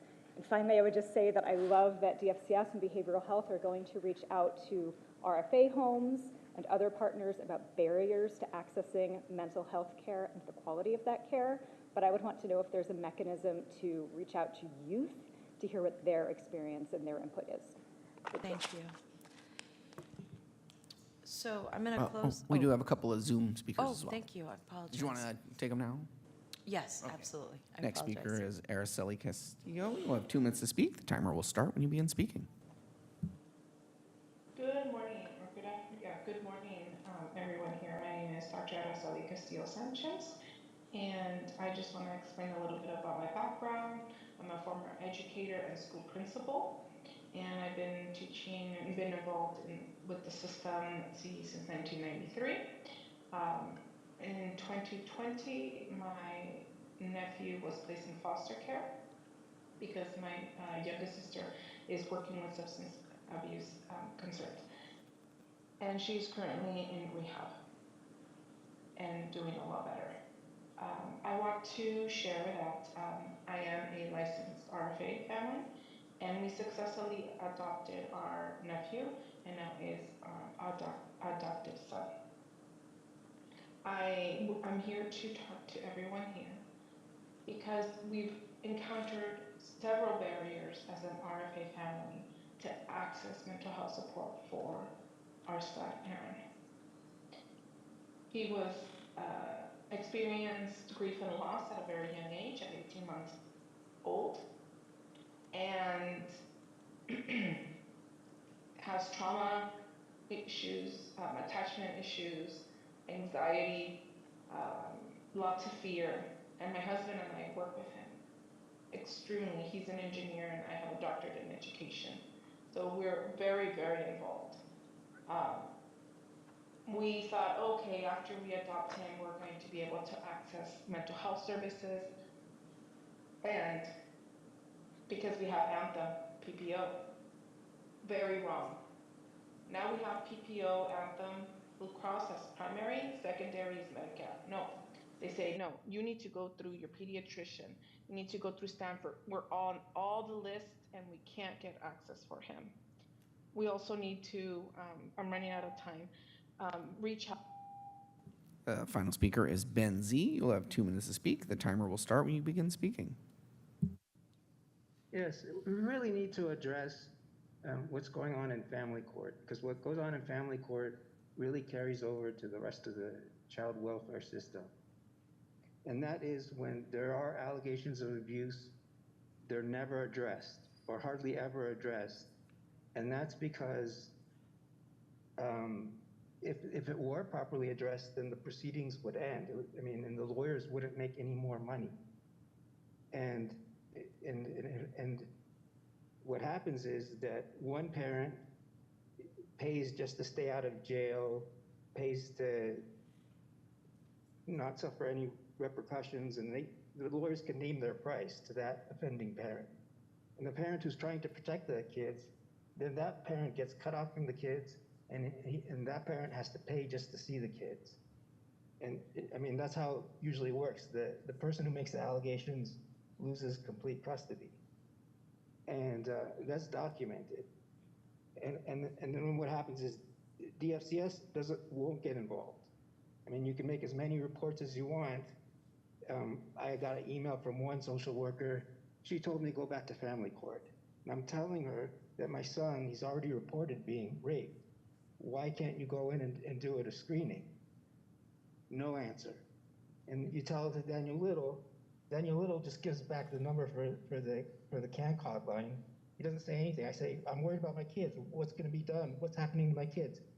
How do you mitigate conflicts of interest? No reply. And what happens is, if you complain, then the DA's office gets involved. They file charges against the parent who's making the allegations. You don't even have to commit a crime. It's really terrible. And then the lawyer's allowed to terrorize you and assault you. And nobody cares. I hope we can change this. Thank you. That concludes our request to speak. Thank you very much. First of all, I do want to just say a very sincere thank you to all of you for coming forward and being candid. The point of today is it's really not about finger pointing. It's about saying, here's what the problem is. What can we do to remedy it? So I just want to emphasize again how much I appreciate candor, and I'm going to ask for that continued candor as we work through this discussion. Part of what inspired this, what will feel like a lot of odd moving parts, was that Supervisor Arenas and I spent a day listening to different parts of our system.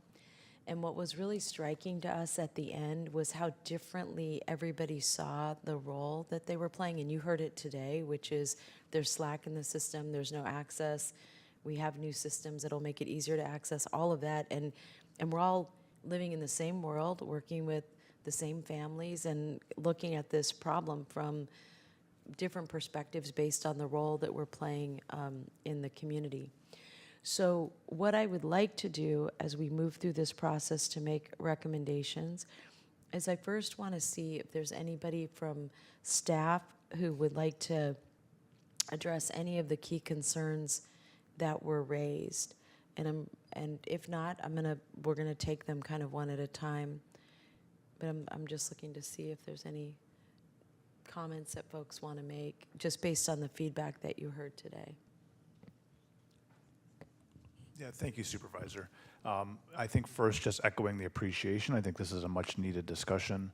And, you know, our goal is to always ensure that we can have the most expedited access to the level of care to support children, whether they're with their parents or whether they're in a foster home. And I know that, you know, children coming to work with us already have significant trauma.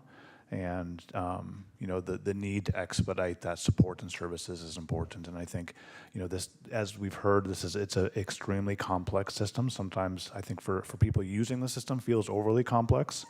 And I think we really need to look at where there's potentially failure points, whether that's in the referral process, whether that's in how services are identified. So I think that's where this discussion can be really beneficial.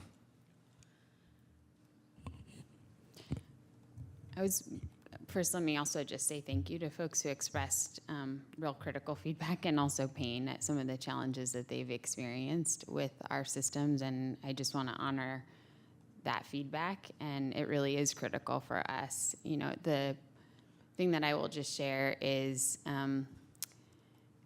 there are a number of conversations happening in the county organization connected to this one. And I did just want to speak to, for example, some of the conversations we've been having about our shared recognition of a lack of access to treatment, especially substance use treatment for parents, for youth, a lack of access to mental health treatment that doesn't meet anybody's expectation and is a huge challenge for our providers, is a huge challenge for the county. There is a lack of qualified providers out there in the world to meet the need that our community has for mental health services, and grappling with that challenge, getting all of these programs staffed with folks with the level of expertise and the willingness to stick through some of the hardest work that is done in our system within DFCS, within behavioral health, within the providers we contract with, is a big challenge. And where we aren't able to secure staff with the qualifications that they need to do that work and to support them in doing it, and where we see turnover, which is some of what I also heard as a concern, we then aren't able to meet community needs. So I just wanted to acknowledge that that's something that you're seeing. We're seeing that too. I think our provider community would echo that they're experiencing huge challenges with staffing, and those are areas where we're making progress, we're making investments, but the challenges are real and ongoing, and we're committed to continuing to make progress. And feedback, like the feedback we heard today, is really critical to us actually knowing where are the places we need to lean in most. So wanted to express my appreciation as well. So I think what I would like to do, I'm going to first turn to my colleague and get any questions or ideas or issues that she wants to raise.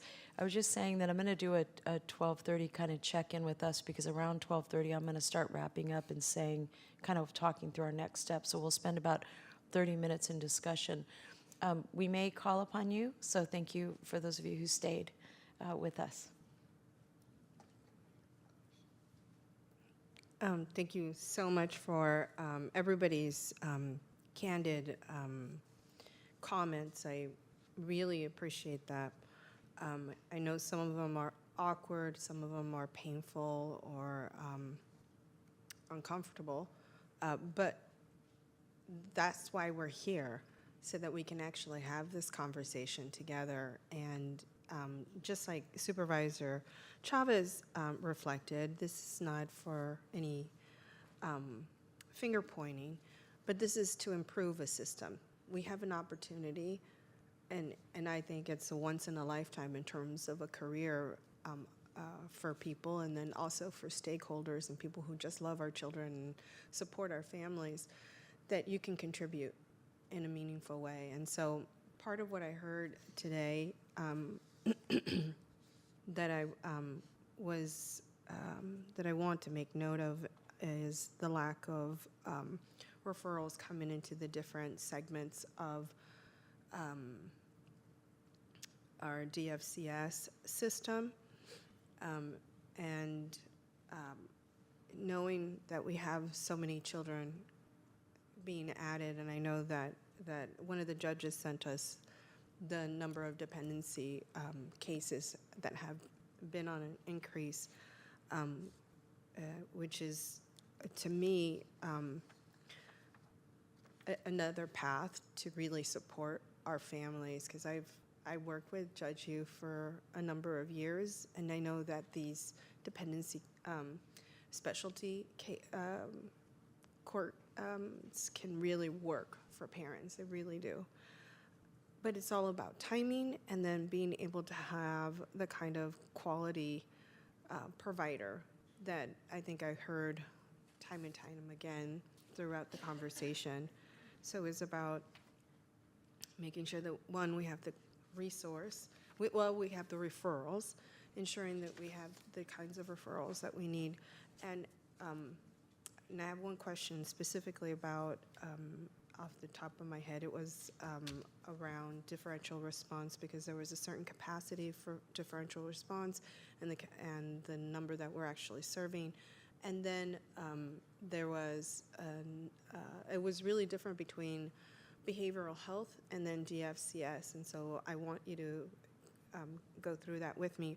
But I just want everybody else to, that I heard you talk about the quality of care from a therapist, the concerns that you have about interns, the continuity of that provision of care. I know that I heard you have some solutions, which I love, because when we have a problem, we always have to have a solution, right, and a recommendation. And so I really appreciate that. I thought that was really practical to have maybe some kind of oversight system that can look at all of our systems to see how they're integrated and how they're working all together. And I'll ask this from you, Greta, but first I'll go to behavioral health. One of my questions is, how do we uphold, what kind of quality assurance do we have, or checks are built into our system to ensure that, one, that the service is being provided in the way that it's being provided, and that we don't have to rely on the state to investigate us in order to do kind of a drop-in and a check on our services, but that we actually have this happening on an ongoing basis, and from hopefully a neutral party, because I think it is an opportunity for us to actually do some level of audits on our services. I just, it sounds like when there's some rumbling, it's because of something, right? So first I'll ask the behavioral health team and DFCS rep, why the difference between the number of kids who were being served through differential response, and why isn't that maxed out? Because this is a preventative tool. So great question, Supervisor Arenas, and I'll answer it in two different ways. One, our uptick of families that are offered differential response and make contact is really high. The number of families that end up taking advantage of that service is very low. So one of the things we've been leaning into is that engagement. Is there something we're doing or not doing to have that family uptake and engage in those services? Because obviously we want them to engage in that services. So that's one of the deeper dives and analysis that's happening. There actually is capacity to take more families, but we're not getting that full uptick on those families. So that's one of the things we're looking at further, and we're currently going into a time period of further review on that. Great. And then what is the difference? Why is there higher referrals from differential response within behavioral health? which is not a bad thing. I mean, I think it's great, but I don't understand the difference. Why? So in terms of how the two departments are working together with differential response, essentially our children who have Medi-Cal and are eligible for Medi-Cal would be served under the Behavioral Health Services Department contract. Children who are not formally in the system and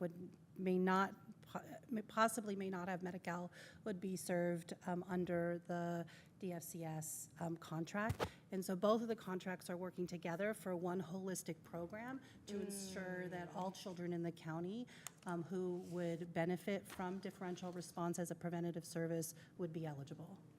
And just to clarify, it's just a matter of which pot of money is paid. The services are the same, it's just which pot of money pays for those services.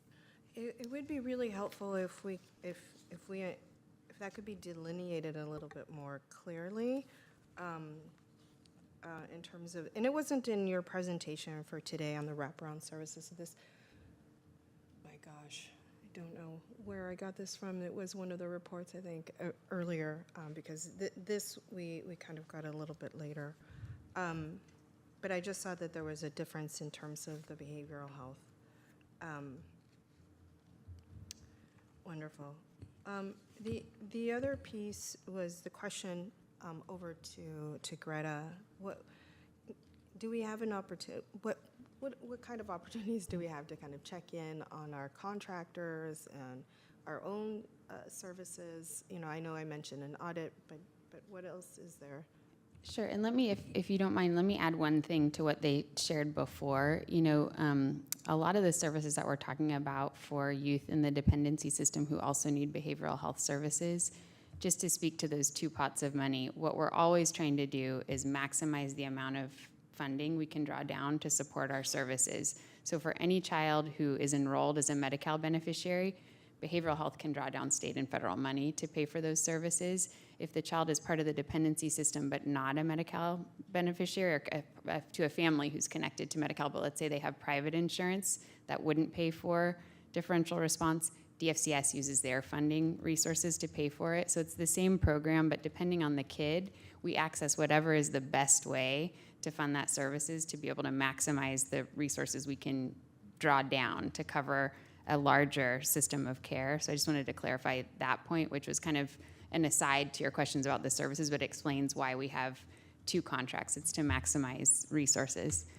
The question you asked about how do we ensure our behavioral health services are meeting our expectations for quality, access, there's a number of ways that happens, and I think I'll invite Rachel to supplement what I can share. So first, as you both know, the vast majority of the services that we provide through behavioral health are provided through our contractors. And there's some wonderful benefits to that because these are organizations with diversity of location across the community, really different areas of expertise. But it does create a more complex system to manage.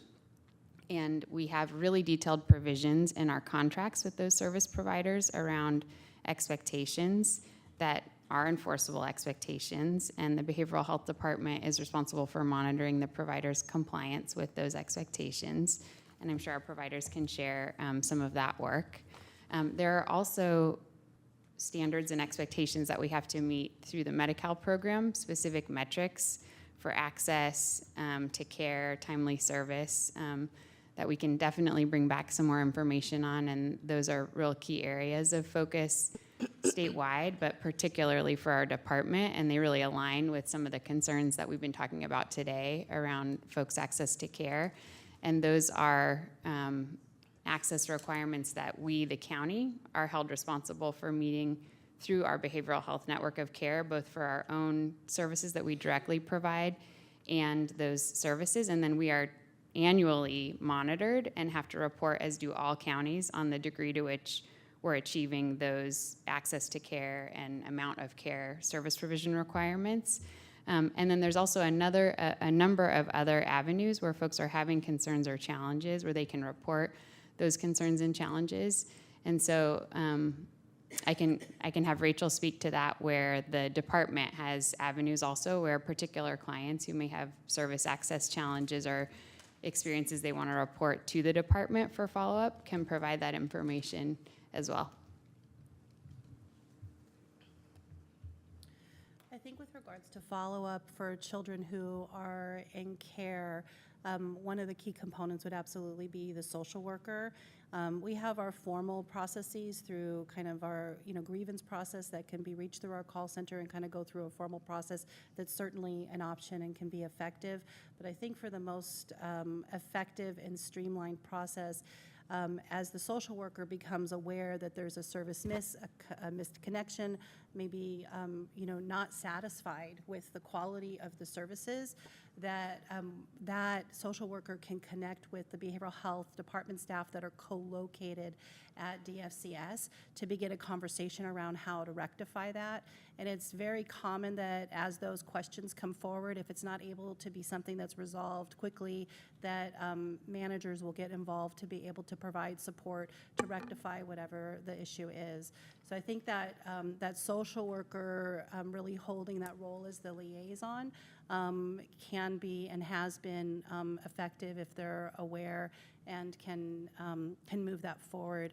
I did want to add a bit about the kind of workforce development issues that are being raised in terms of the quality of services and supports. And I think, Greta, thank you so much for articulating it the way you did, because it is a concern, and it's a concern nationally.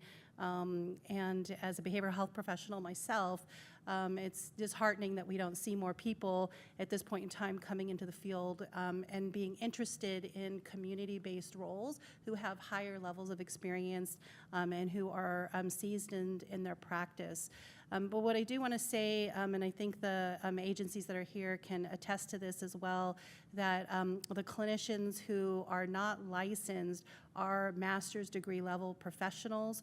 I see them similarly to kind of residents that you would see where as a medical doctor you're working towards your licensure and you're in residency and you're receiving oversight and support for your work. And that our system has invested and continues to invest a large amount of resource in terms of training and development in collaboration with all of the partners. And I say that not to dismiss the concerns, because I think the concerns are relevant, but just to add to the context. And then as we have a team of behavioral health professionals, we do have bachelor's level staff that might be family support workers, rehabilitation specialists, and peers that would be working as part of a team receiving clinical support. And all along the way, there should be and is a licensed clinical person who's providing some level of supervision and oversight, if not the direct service themselves. So I think we do have a lot of work to do with regards to the workforce development needs, the concerns that are being raised. I don't think there are unique concerns to resource parents, caregivers, families. I think they're concerns that we all hold, and we all hold the common goal of wanting to see a shift in terms of the kind of experience that people are coming into the door with.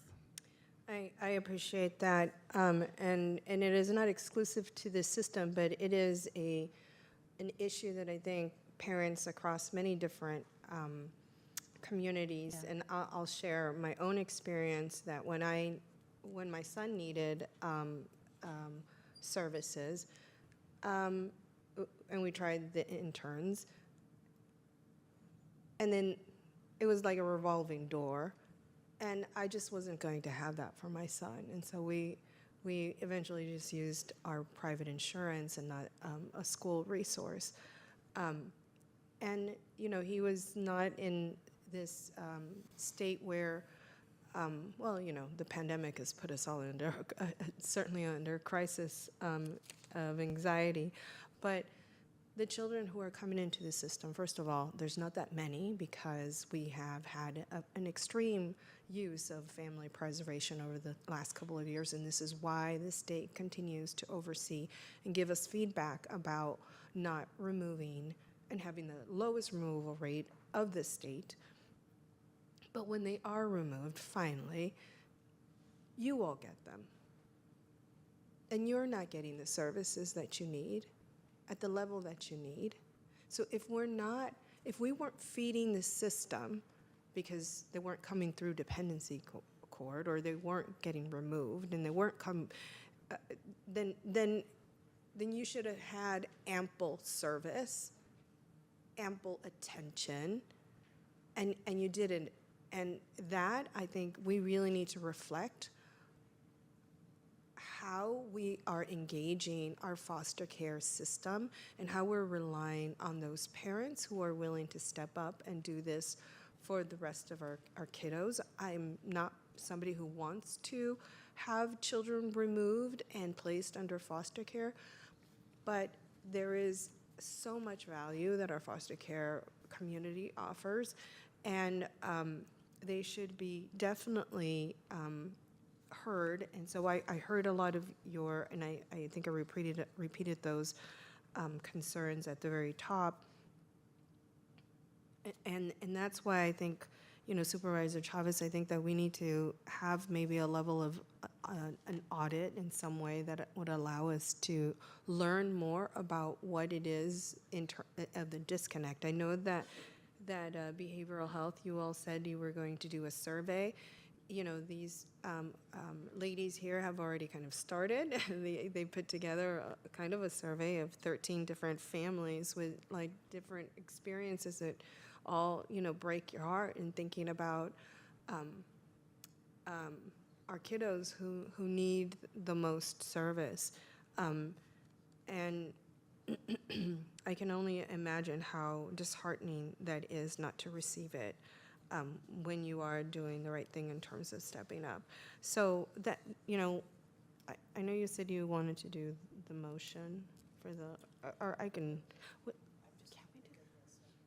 We don't do a motion because this is an ad hoc. That's right. So what I wanted to be able to do at the so we have about Like a culmination of right, just some next recommendations? steps. Yeah.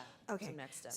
So I mean, I would love to fold in the recommendations from our foster care families, and of course from our behavioral health and DFCS.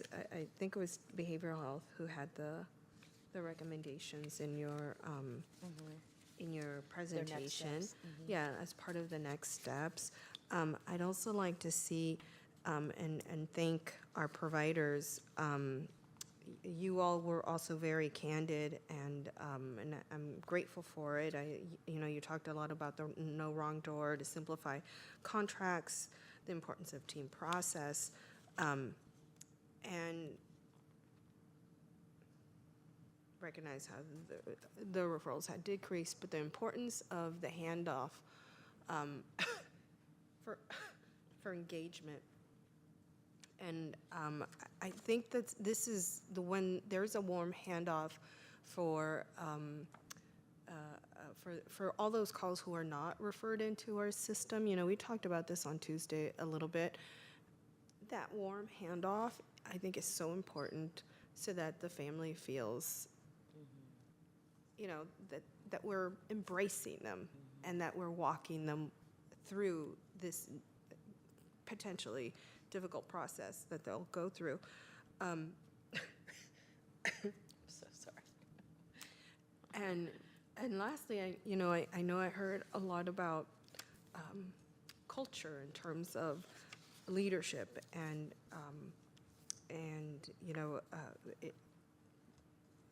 providing those examples for your employees.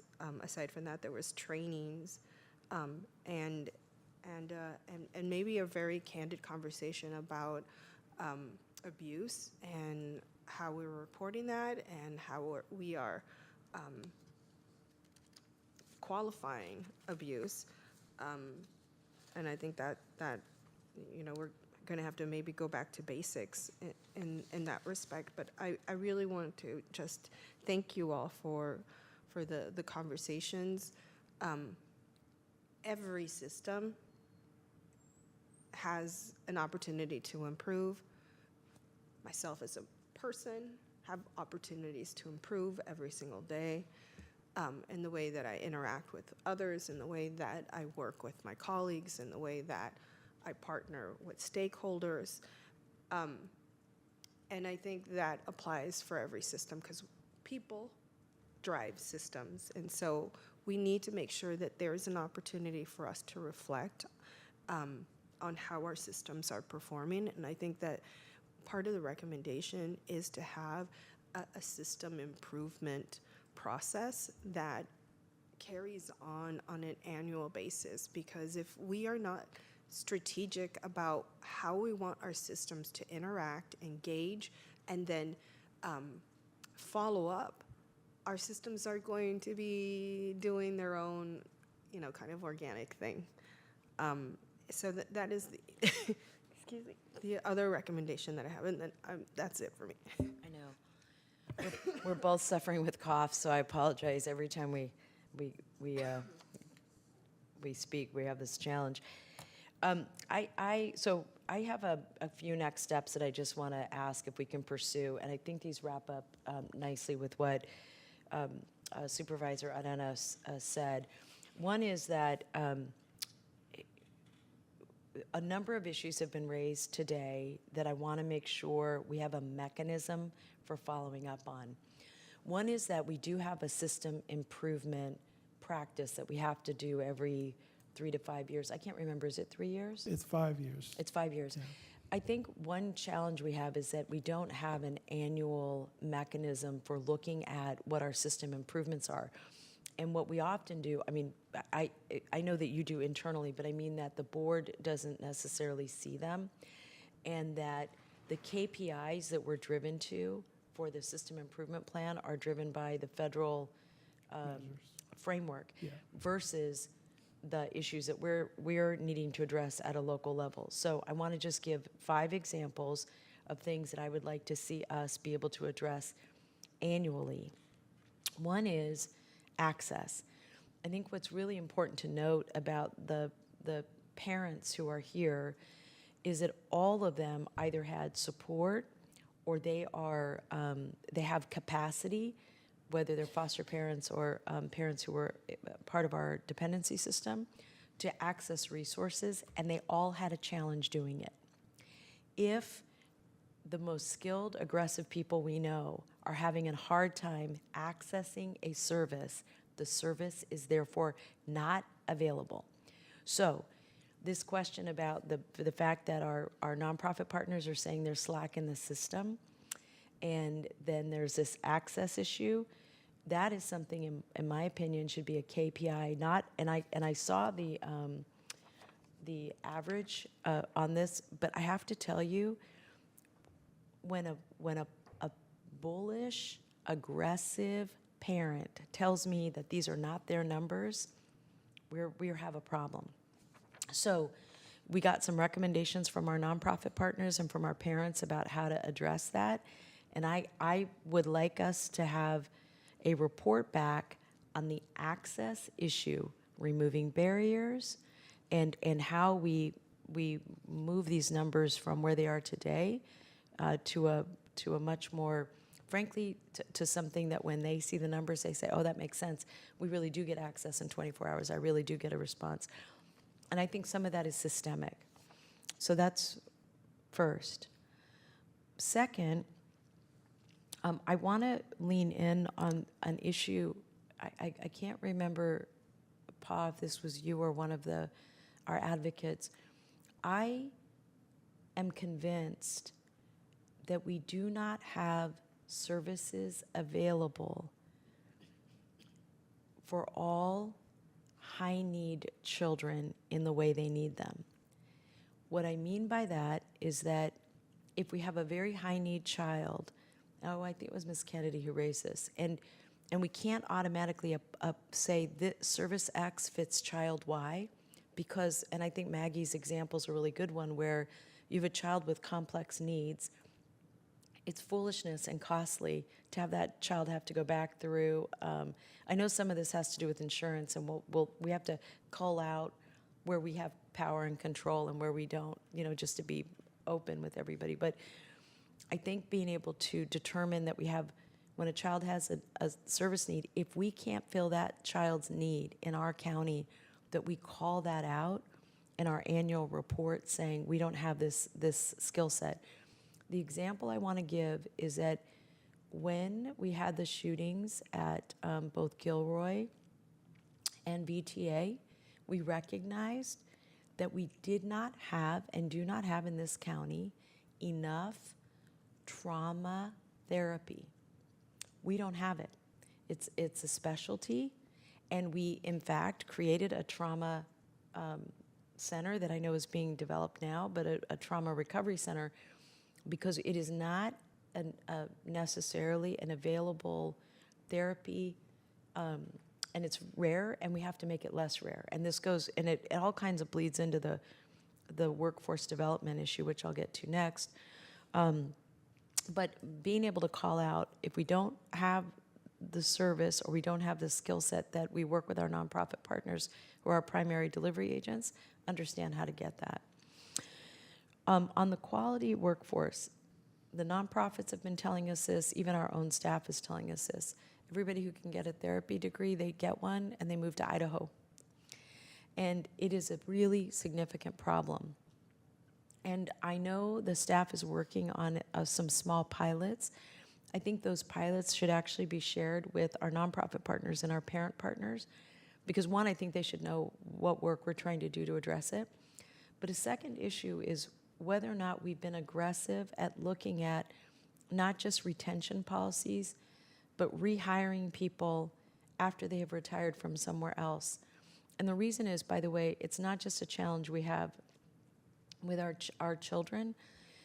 For our services that are 988 emergency services, we have a similar challenge, which is folks who are working swing shift are brand new interns. And, you know, it's because they haven't, you know, they're newer and they're younger. It's just like in the middle of the night when that firefighter that comes to you is the lowest on the ranking because he or she is the newest person. So we do need to dive into not just retention, but I think we have to have a lateral rehire program the way we're doing for public safety, because that is how urgent this problem is.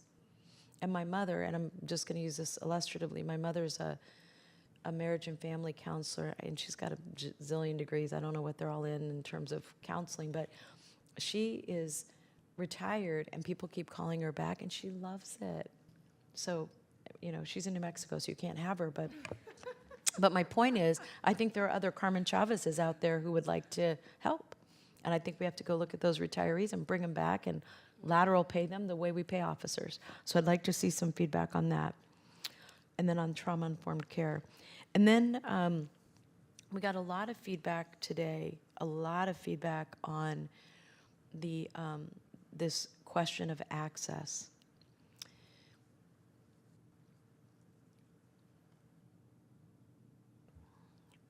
I don't know a single person that I've ever talked to that has reached out to try to get mental health services that has been able to access them quickly. I genuinely, if anybody has a story like that, let's run up to the mic right now. But I don't think that's the case. So one of the things that I think we have to figure out is what is our benchmark for responsiveness, and then building our systems to do that. The fact that these nonprofits have Slack and these folks can't have access, and while I do think some folks opt out of a service because they've had an experience, I don't think that's the majority of the reason that they have Slack. I think it's because we don't have a system that allows people to access services without going through multiple barriers. Our goal has to be a zero barrier, client-focused response. And then the last thing I wanted to touch on is, and I know we're not going to resolve this today, but I just wanted to put this on my colleagues' to-do list. And I apologize that I can't remember the speaker's name that's over here to my left. We have a new approach that we're supposed to be taking, and it is a family-focused approach. And our system design does not reflect the family-focused approach yet. And you're not wrong, like we are working to open detox and substance abuse programs for adults.